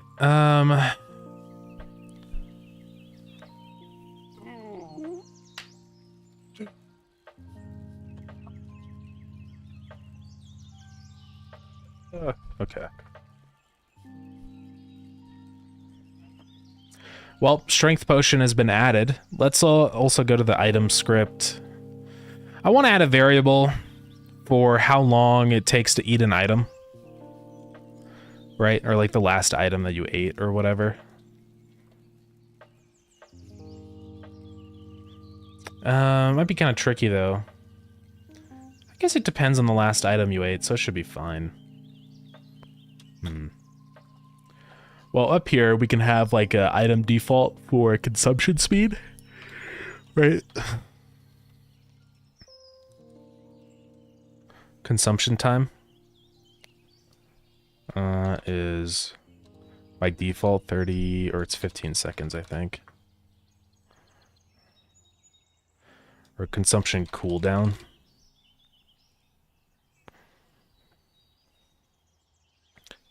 All right. Downloading Starground right now. Let's go. Appreciate it. Also, ads are over. Again, sorry about it. So then I can like add in consumption timers for everything down in here, right? So that would work. All right.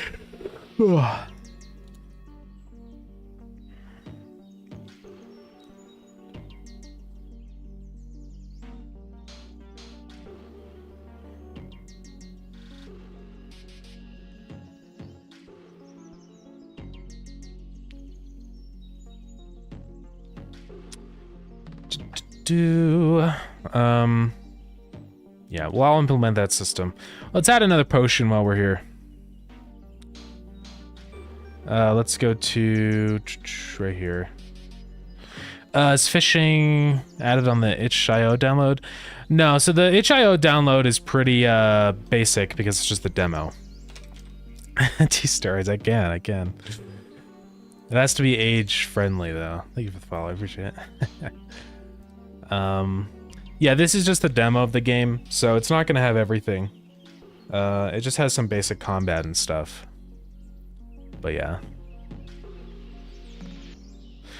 Yeah, because the full game's on Steam. So this is the version that will have the fishing and all the fun stuff. But yeah, it costs money. Because I have to... But it's localized for regions, so hopefully it's affordable for everybody. So steroids. We can do vitamins. Vitamins will make you grow big and strong. How much is it? It is $10 USD, but it's localized, so like if you live in a place with a lower exchange rate, then it'll be cheaper for you. So it just depends on where you live. But hopefully it's affordable. All right, let's make a freaking vitamin bottle.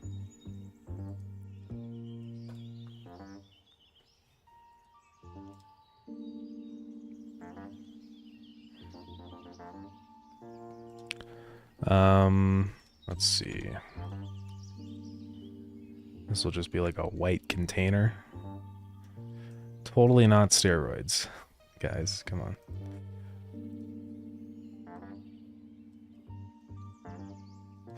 I just might get that later. Awesome. Yeah, I'd appreciate it.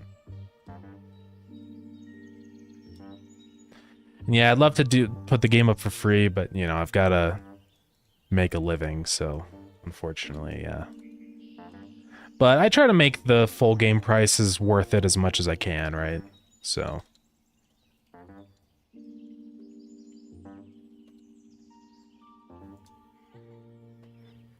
Is this what I want for vitamins? Or should vitamins just be like a straight up pill? I don't know.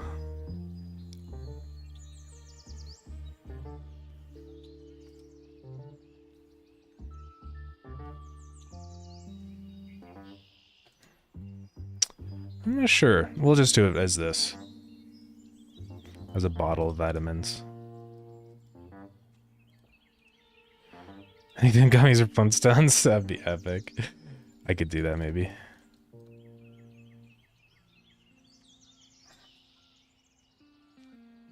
This will work for now. I'm just gonna... We don't have much time left, so I'm gonna go see if we can get this added in before. And I'll just call it vitamins. It's technically not a potion, but it's basically a potion.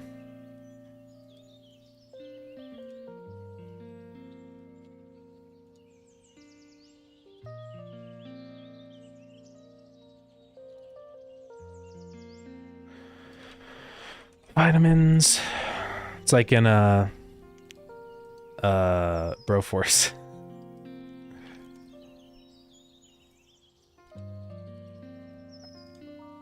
So effect embiggening. How do I spell that?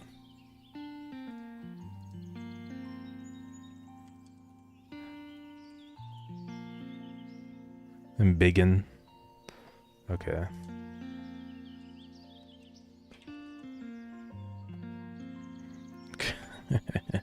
This is gonna be stupid. Length will be 30 seconds for now. Alright. Yummy gummies? I've never heard of those. Maybe. Starground effect and beginning. Is that how I spelled it? Yeah. Oh, Tubs. Yeah. I could. We'll see. In beginning script, let's go to that.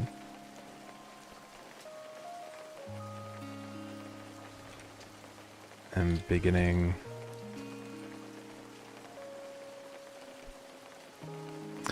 That'd be funny to do this. I wonder if there's anything in the game that modifies scale. I don't think there is, so we'll see. So in here, all I'm gonna do is... I know there's one for when it first activates, I'm pretty sure.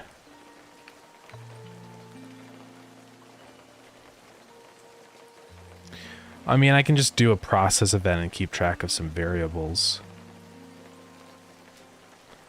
So on clear, I'm just going to go ahead and say this stuff.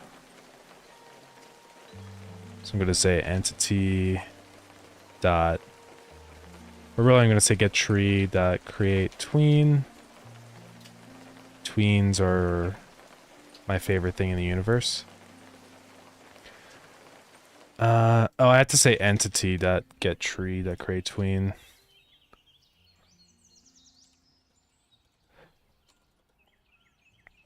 So tween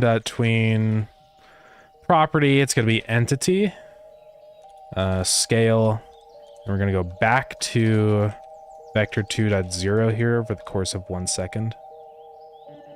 But then we have to have like a basically ready event. Actually, I think for that we can just say function initiate, because this is when the script will first start, I believe. So we'll go ahead and set the scale to or not to 0. Oh god, that would 1. We'll double the size. And yeah, I don't think we technically need process here. I can't remember if this gets added as a node or not. I don't know, we'll see.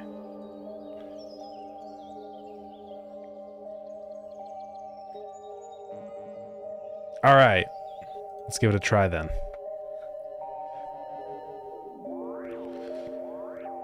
Friend just gifted me a game called Skivity Backrooms. Oh god.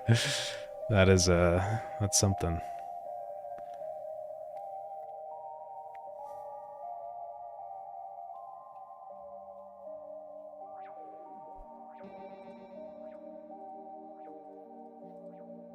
auto save. I do need like a continue button.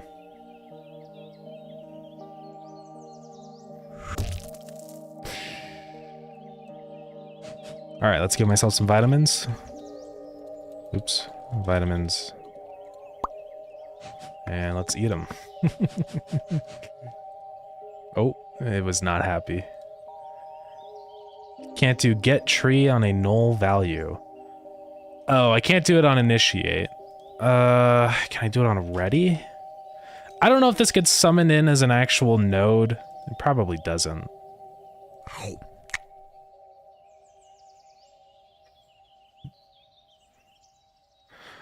Okay, so it says process.process. So I only have the process event. That's fine. Let me undo this then. Var has grown is first off, it'll be false. So in process delta, I'll say if has grown or if has not grown, then do this stuff and say has grown is true.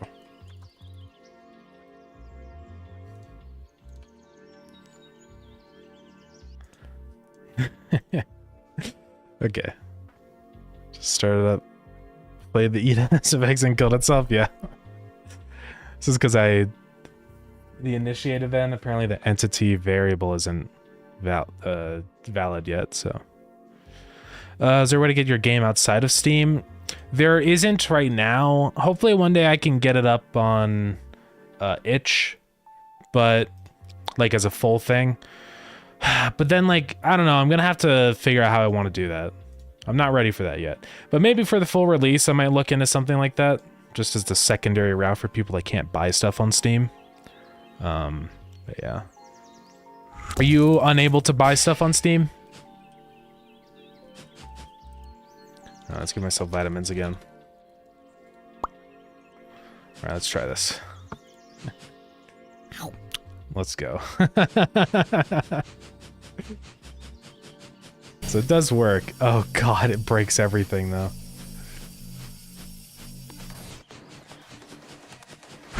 It completely breaks everything. Eventually I'll shrink back down, I hope. Right? Am I gonna shrink?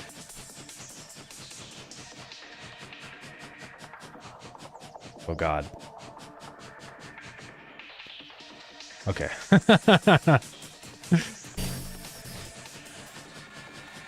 Yeah, it's funny that the laser gets double size. Maybe I just make the body double size. So I say entity dot main sprite. So that everything doesn't break. Let's try that. Oh, I got tiny again. What happened?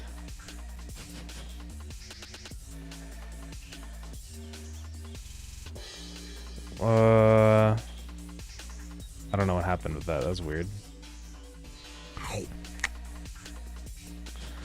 Oh, it's because the player tries and lerps their main sprite. Okay. So that's kind of an issue. Wonder how I'm gonna do it then.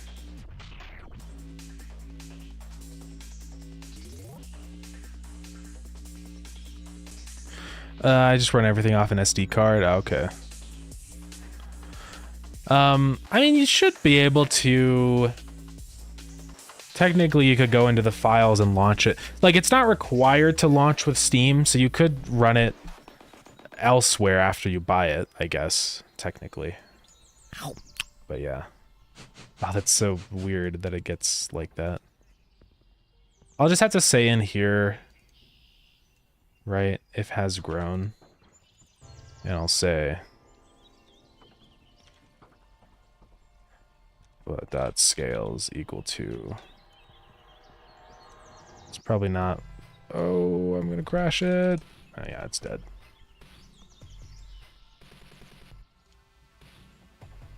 What now? Non-existent function process. No. Okay, let's get out of it and go back in.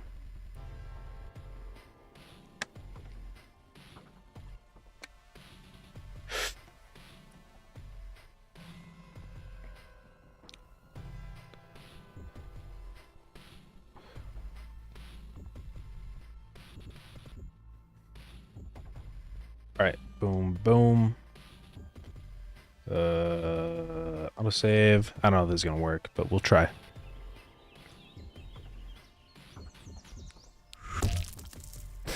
Oh, we have vitamins. Oh. It's stupid because my hand is still tiny. But it's kind of funny. Just the player being big for no reason.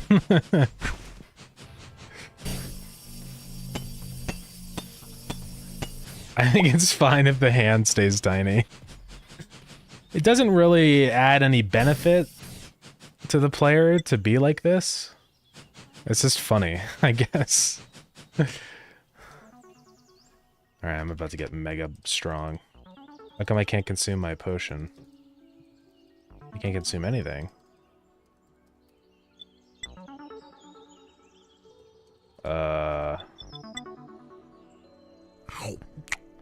That's weird. Can I not consume my stuff when I have my fishing rod out? Shouldn't be the case.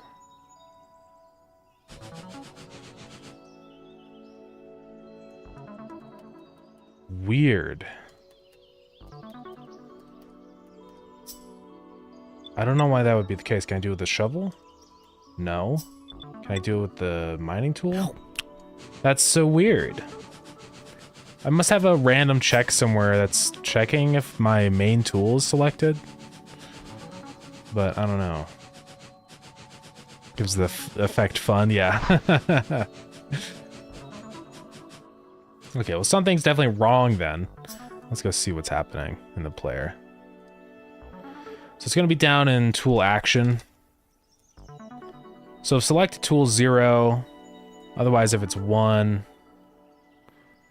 Otherwise, go ahead and say if is authority, count, consume it. So did I do any garbage in here? If server, blah, blah, blah, heal amount. Apply effect.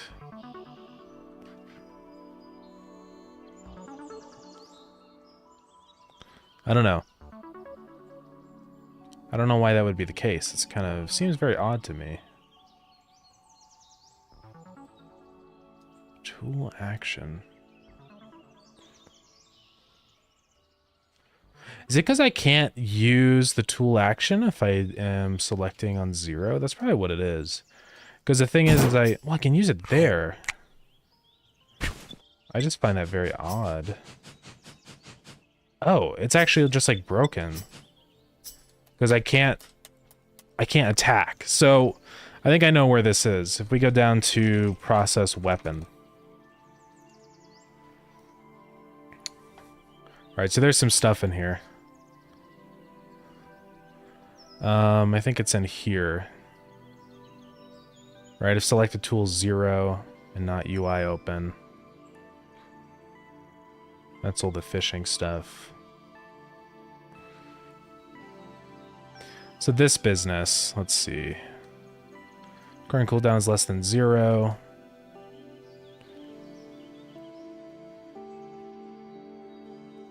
And that's not visible. And sub-selected tool 0. Why am I checking that there?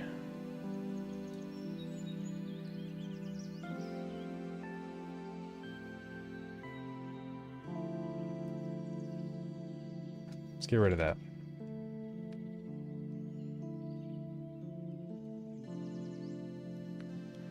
Actually, what I need to do is this, and sub-selected tool is equal to 0, or selected tool. Let's see.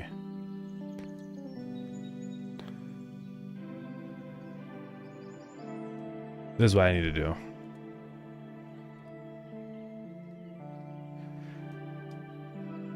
So don't run if our selected tool is 0 and our sub-selected tool is 0. Or no, we want to say don't run if we're not selected on that and our selected tool is 0.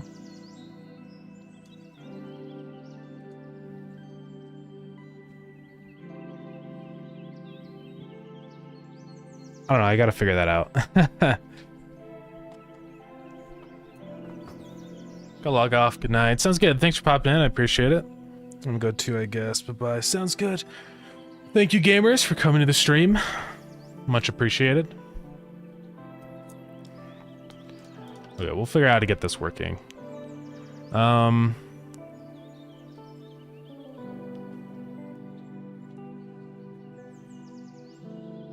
can I check this? I don't know, it's weird. Right, because it's doing that, which is completely wrong. We have to say only do it if subselected tool is equal to 0. Yeah.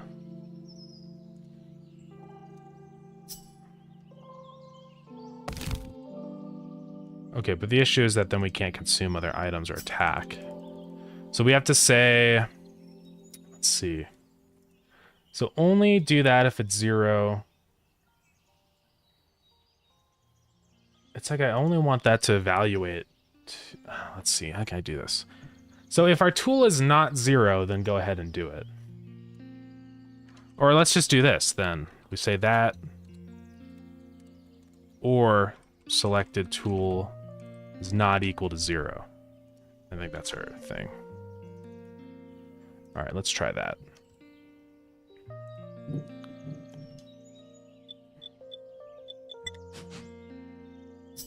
There we go. Alright. Fixed.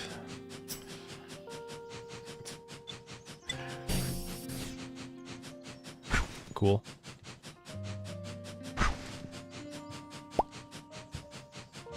It's stupid. Being big like this. Oh, 4 strength potions in here. See, so we can stack them easily, because now I have strength potion applied.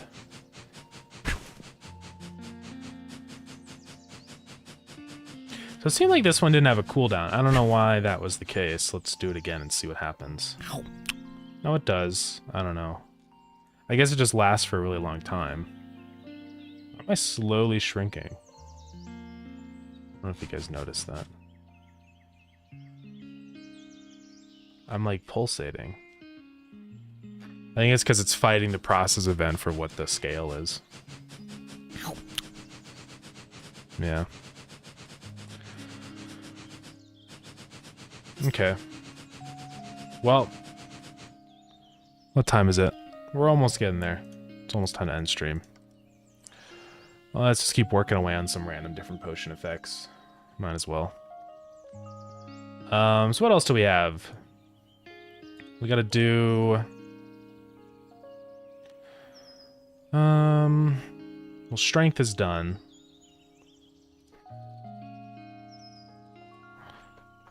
Endurance I would like to do, so I know we got the meat from the tardigrade guy. We could do like a meat roast kind of thing. That'd be a pretty big sprite, probably. Maybe even 20 by 20, I don't know.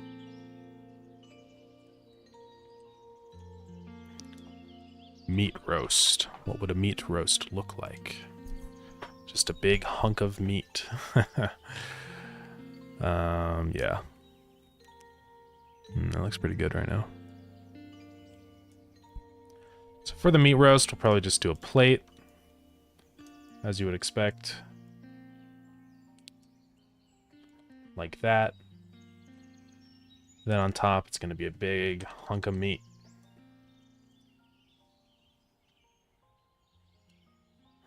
Something like that.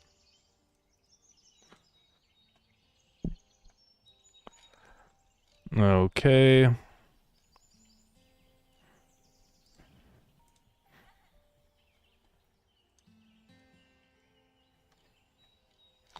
Yeah, that'll do. It would be cool if there's like slices. I don't know if it'll look good if we try and do that, but we can try. So to do slices, we'd have to do like meat that's fallen down onto the plate. Kind of like that. And I guess we'll do like multiple slices.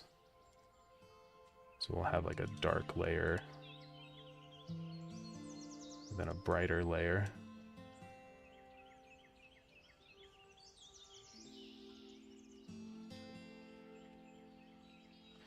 Then this would sort of be like the part that's visible of the meat.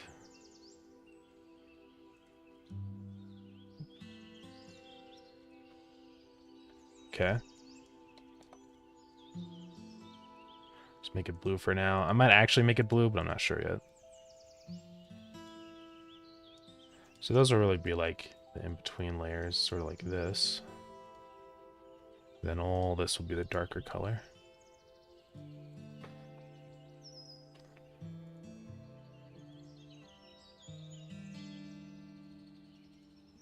Right, so it'd be kind of like this,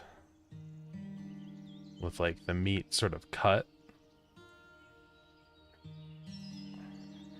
Now this one need to be more over here.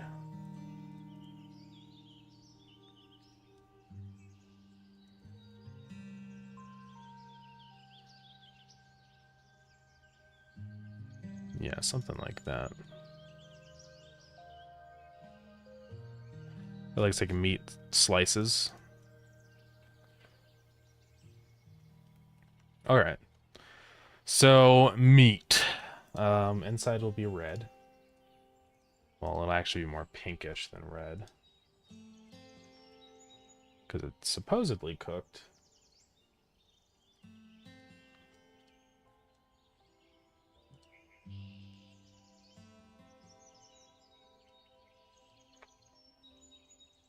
Then outside we'll have a crust. I may make the meat brown just so that it's kind of more obvious that it's meat. I mean, we could do blue, I guess, but it might be a little confusing for people. I don't know. We'll see what it looks like this.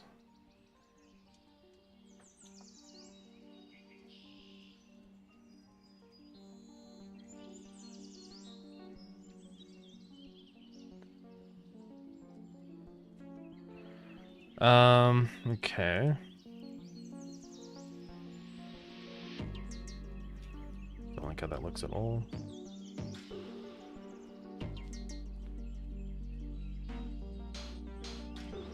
Smells something really good upstairs. Oh yeah, we're having chicken sandwiches tonight. Almost forgot. Good enough. And then white plate.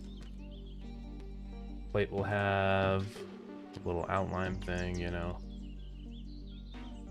I think that's too bright and clean for the plate, though.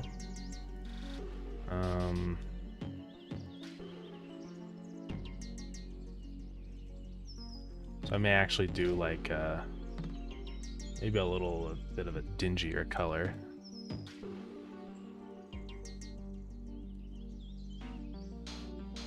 Perhaps. That looks really bad. Guys, I suck at pixel art. Let's go back to square.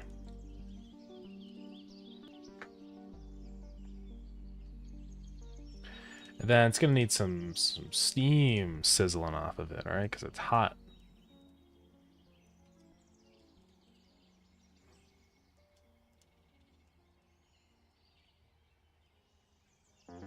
It's a yummy meal.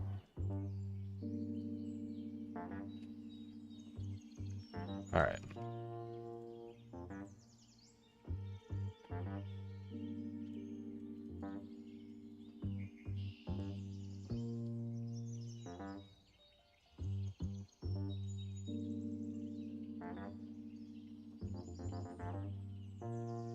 This needs to be more centered. That can go up. Plate needs to go up. I don't like how the plate looks. I'm gonna make it white.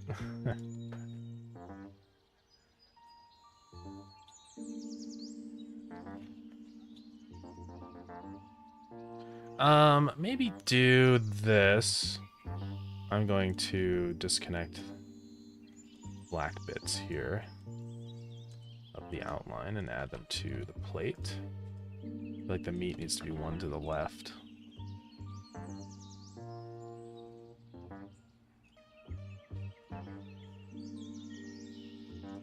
Okay. And make all this dark again. So this meat should be brighter than this meat.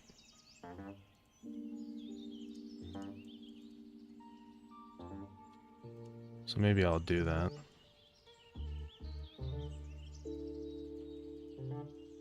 Because this meat's like facing up.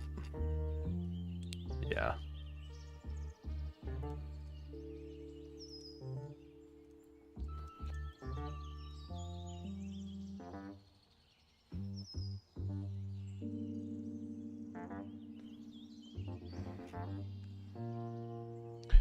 I don't know. I think this looks okay.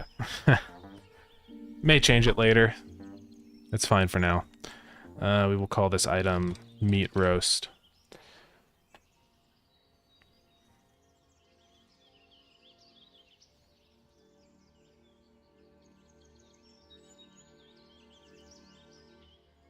Okay.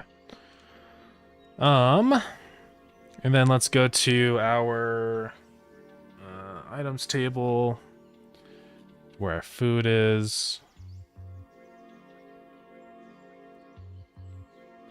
Whatever, we'll just add it. I need to change these to regions. I do that for a lot of things and it's just way better.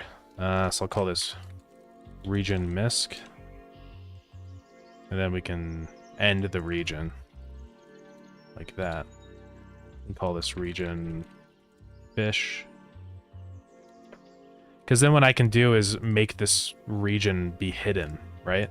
So for stuff that I'm never going to be modifying, I can just hide it. It's way better. Then and region potions.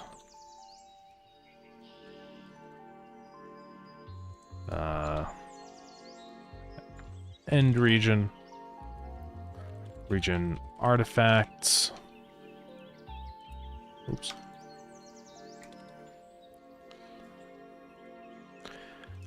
So I'll just hide this stuff unless I need it, right? It's just gonna be better that way.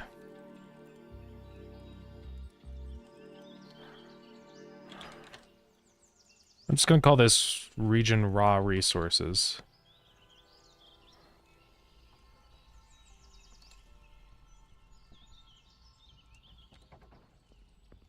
Special weapon components.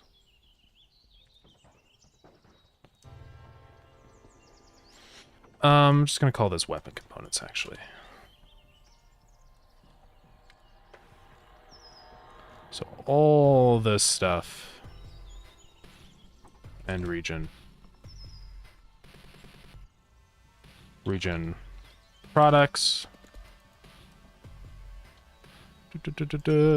and region, then region misc. I think I already had that at the top. So that one's a weird one. Region consumables.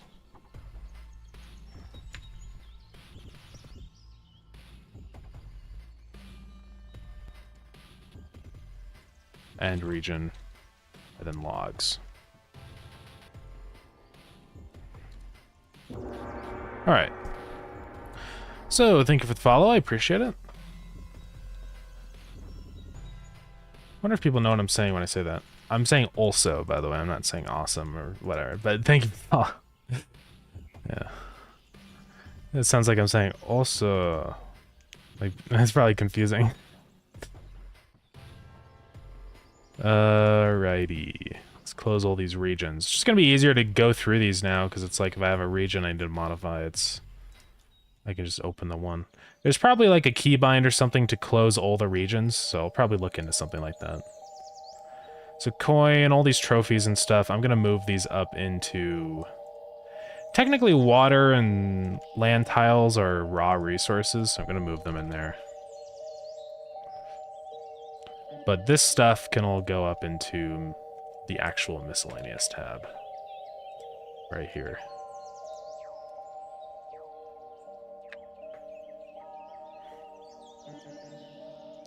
Let me look and see if there is a keybind to hide all regions, because that would actually really help.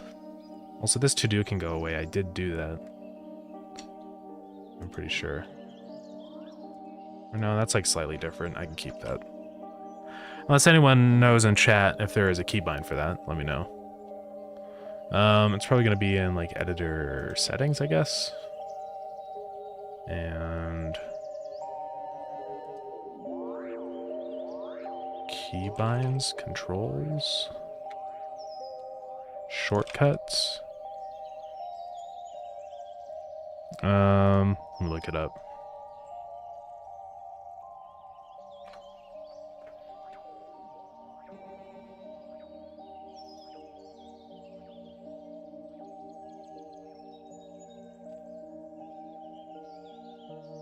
I mean, those are all functions.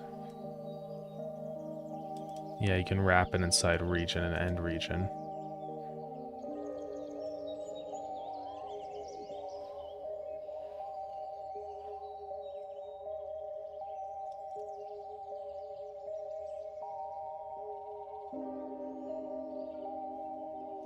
It doesn't say how to, if there's a keybind for it though.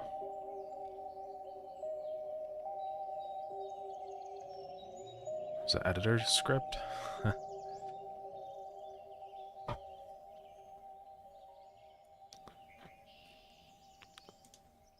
After defining the variable?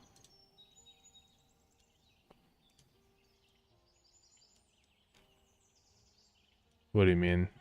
I'm just wondering if there's a keybind for closing all code regions. But I can't find where the keybinds actually are. Yeah, it's all good. Editor layout, editor docs. I don't think it's in project settings. Is it Control R? No, that's for replace. I'm just gonna look up Godot keybinds. See if we can find it. Editor settings and shortcuts. Okay, that's where I thought I went. Oh, there's a whole tab for it. Okay, stupid. So I want to do code regions. Let's create a code region. Alt-R. Fold. That's folding lines. That's control plus semicolon. That doesn't work.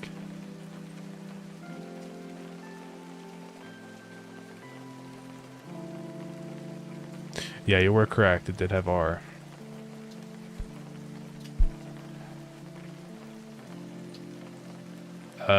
Wait, did I press the wrong key? I did. But the problem is that it'll fold everything. I just wanted to do the regions. Oh well, I guess we're screwed. I wish there was a keybind for that. I mean, we can do Alt-R to create a region. Well, it doesn't seem to be doing anything. Oh god, I accidentally created two cursors.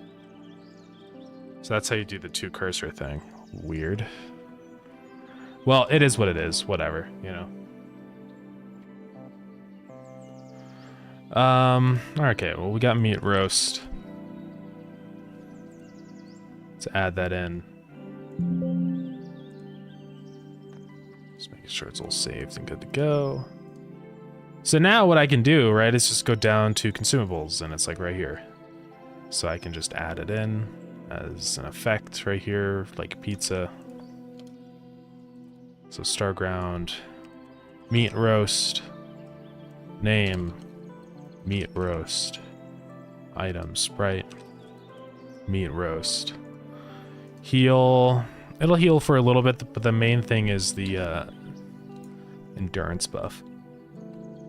Endurance for 20 seconds or something.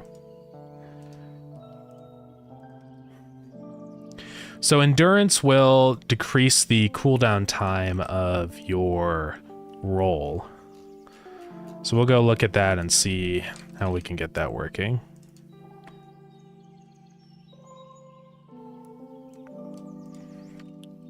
So with our roll stuff, I know the roll cooldown is in here somewhere.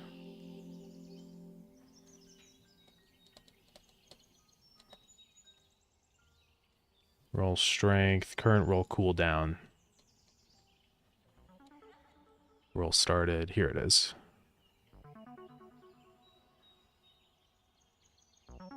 No, that's not it, wait.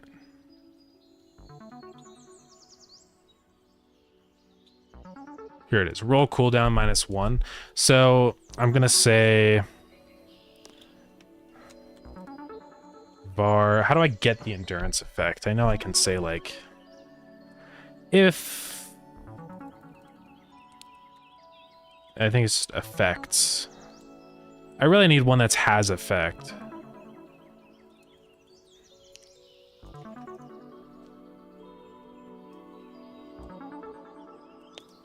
Let me go up here. Effects. Okay, it's current effects. I'm gonna make a new function for these, which is just gonna be function has effect. I'm just gonna return current effects effect ID.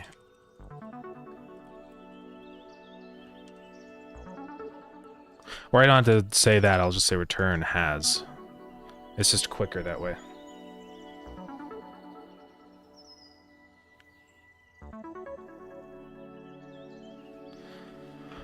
What are the chances you add an octopus to the game? 100%. I'll show you. We got it in the game already.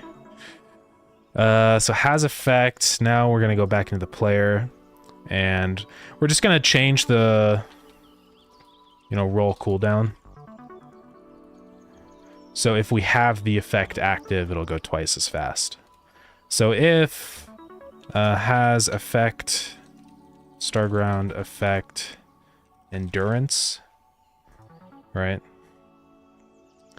Then that, otherwise get that. So it'll be -2. So we have to add that effect into the effects table. We don't actually technically need a script for it, so. But that'll be fine.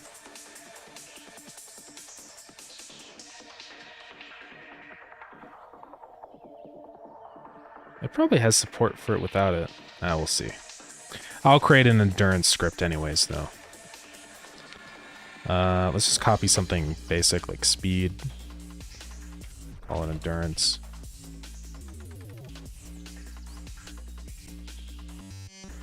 And one thing we're going to need for all these effects are sprites for the effect. Because we don't have that set up yet. Whoa, what was that? A bunch of snow just came into my room. I think it's snowing outside. Okay. Well, that's something.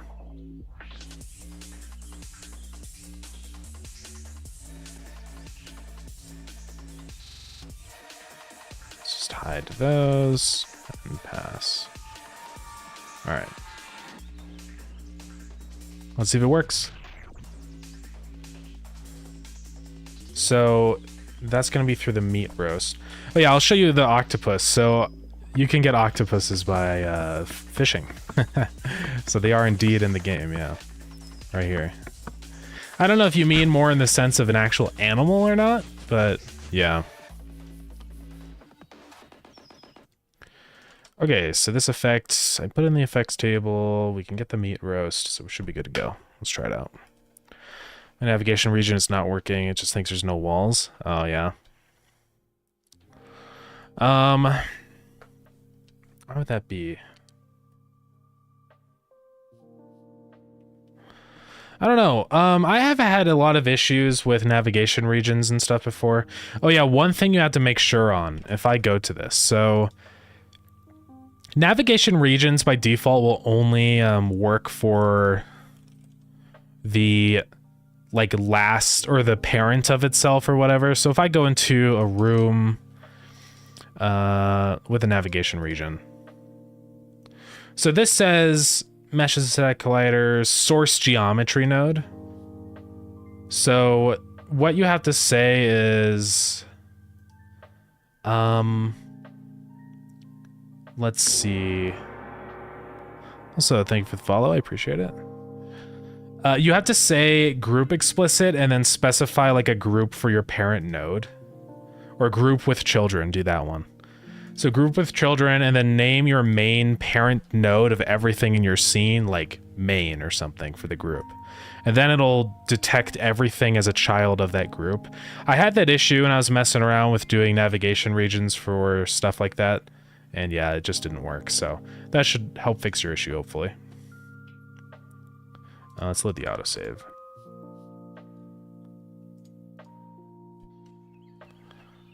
It's going to suggest be blue and purple. We could have another octopus that's like a rare variant. That's blue and purple, you know? Rare octopus. Giant octopus or something.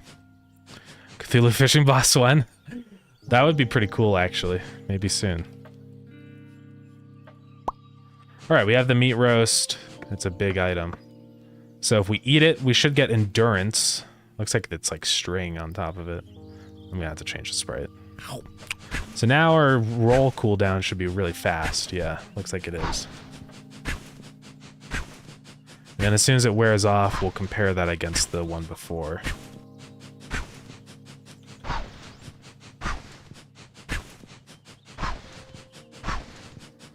Should be wearing off in a minute.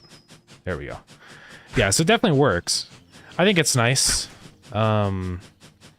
You know, it just makes rolling around a little easier. Why not? So that's the endurance effect. It's a whole bunch of these things, man. So that'll be made with meat, and that's what you get dropping from the tardigrade guys. So yeah. Cool. Well, I do have to end off stream. I have a picture of a design if you'd like to see. Yeah, absolutely. You're welcome to send it on Discord in the art channel if you want. That's a good spot to put it. Yeah, that's going to be it for today's stream. Thank you, everybody, for coming in. I appreciate it. We had a bunch of people in today, which is awesome. But yeah. Good stuff, though. We're making a lot of progress on fishing and all that business. We have way more effects now. Which channel? You can just put it in the art channel. It should be under, I think it's in Gamedev, just under art. You can put it in there, or if you want, you can put it in the Starground fan art channel, since it's like, if it's Starground related, it's totally up to you. But yeah. Anyways, let's go pick somebody to raid. Whitechapel. He's probably doing more pixel art stuff. Yes, yes, yes. Agon's playing a game. I know Dobbs was mentioned earlier. Whoa, that's like crazy. It's like some old rusty tanks. Sent it in art. Awesome. I will take a look at that. For sure. I can take a look at it right now. Ooh, that's pretty awesome. Here, I'll just go to this really quick so we can all see it. That's pretty sick. I like that. Yeah, the blue and purple I think is a nice look for an octopus. I can definitely think about that color scheme for like a big one, like a colossal octopus or something, right?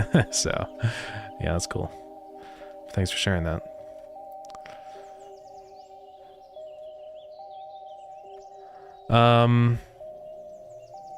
Yeah, I should probably say thanks for streaming. No problem at all. Yeah, I appreciate it. Anyways, normal stuff. Starground's on Steam. Feel free to buy it if you want. Join the Discord if you want. All the usual stuff. So yeah. Thank you everybody for coming. I'm gonna go pick somebody to raid. Yeah, Hypnotic is live. We could raid Hypnotic. What is Hypnotic up to today? Godotting and jamming. Sure. Let's see who we've raided the most in the last day or month or whatever. Generator baked from source geometry data, navigation polygon, convex partition failed. That is weird. Definitely post something in the programming chat because I would like to help you figure out your problem.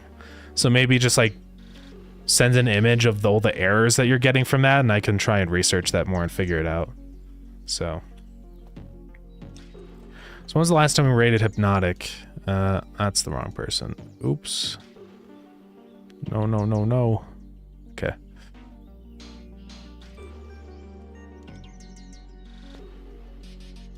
It was one time in the last 30 days. Sure, let's raid them. All right, I'm gonna get that going. All right, thank you gamers for coming to the stream. And yeah, I will next be live tomorrow, Saturday. Same time, 3 p.m. MST. So yeah, thank you everybody. Bye-bye. Let me know if you have any ideas for fishing stuff, fish, creatures, potions, any of that stuff, right? So yeah. All right, bye-bye gamers, bye.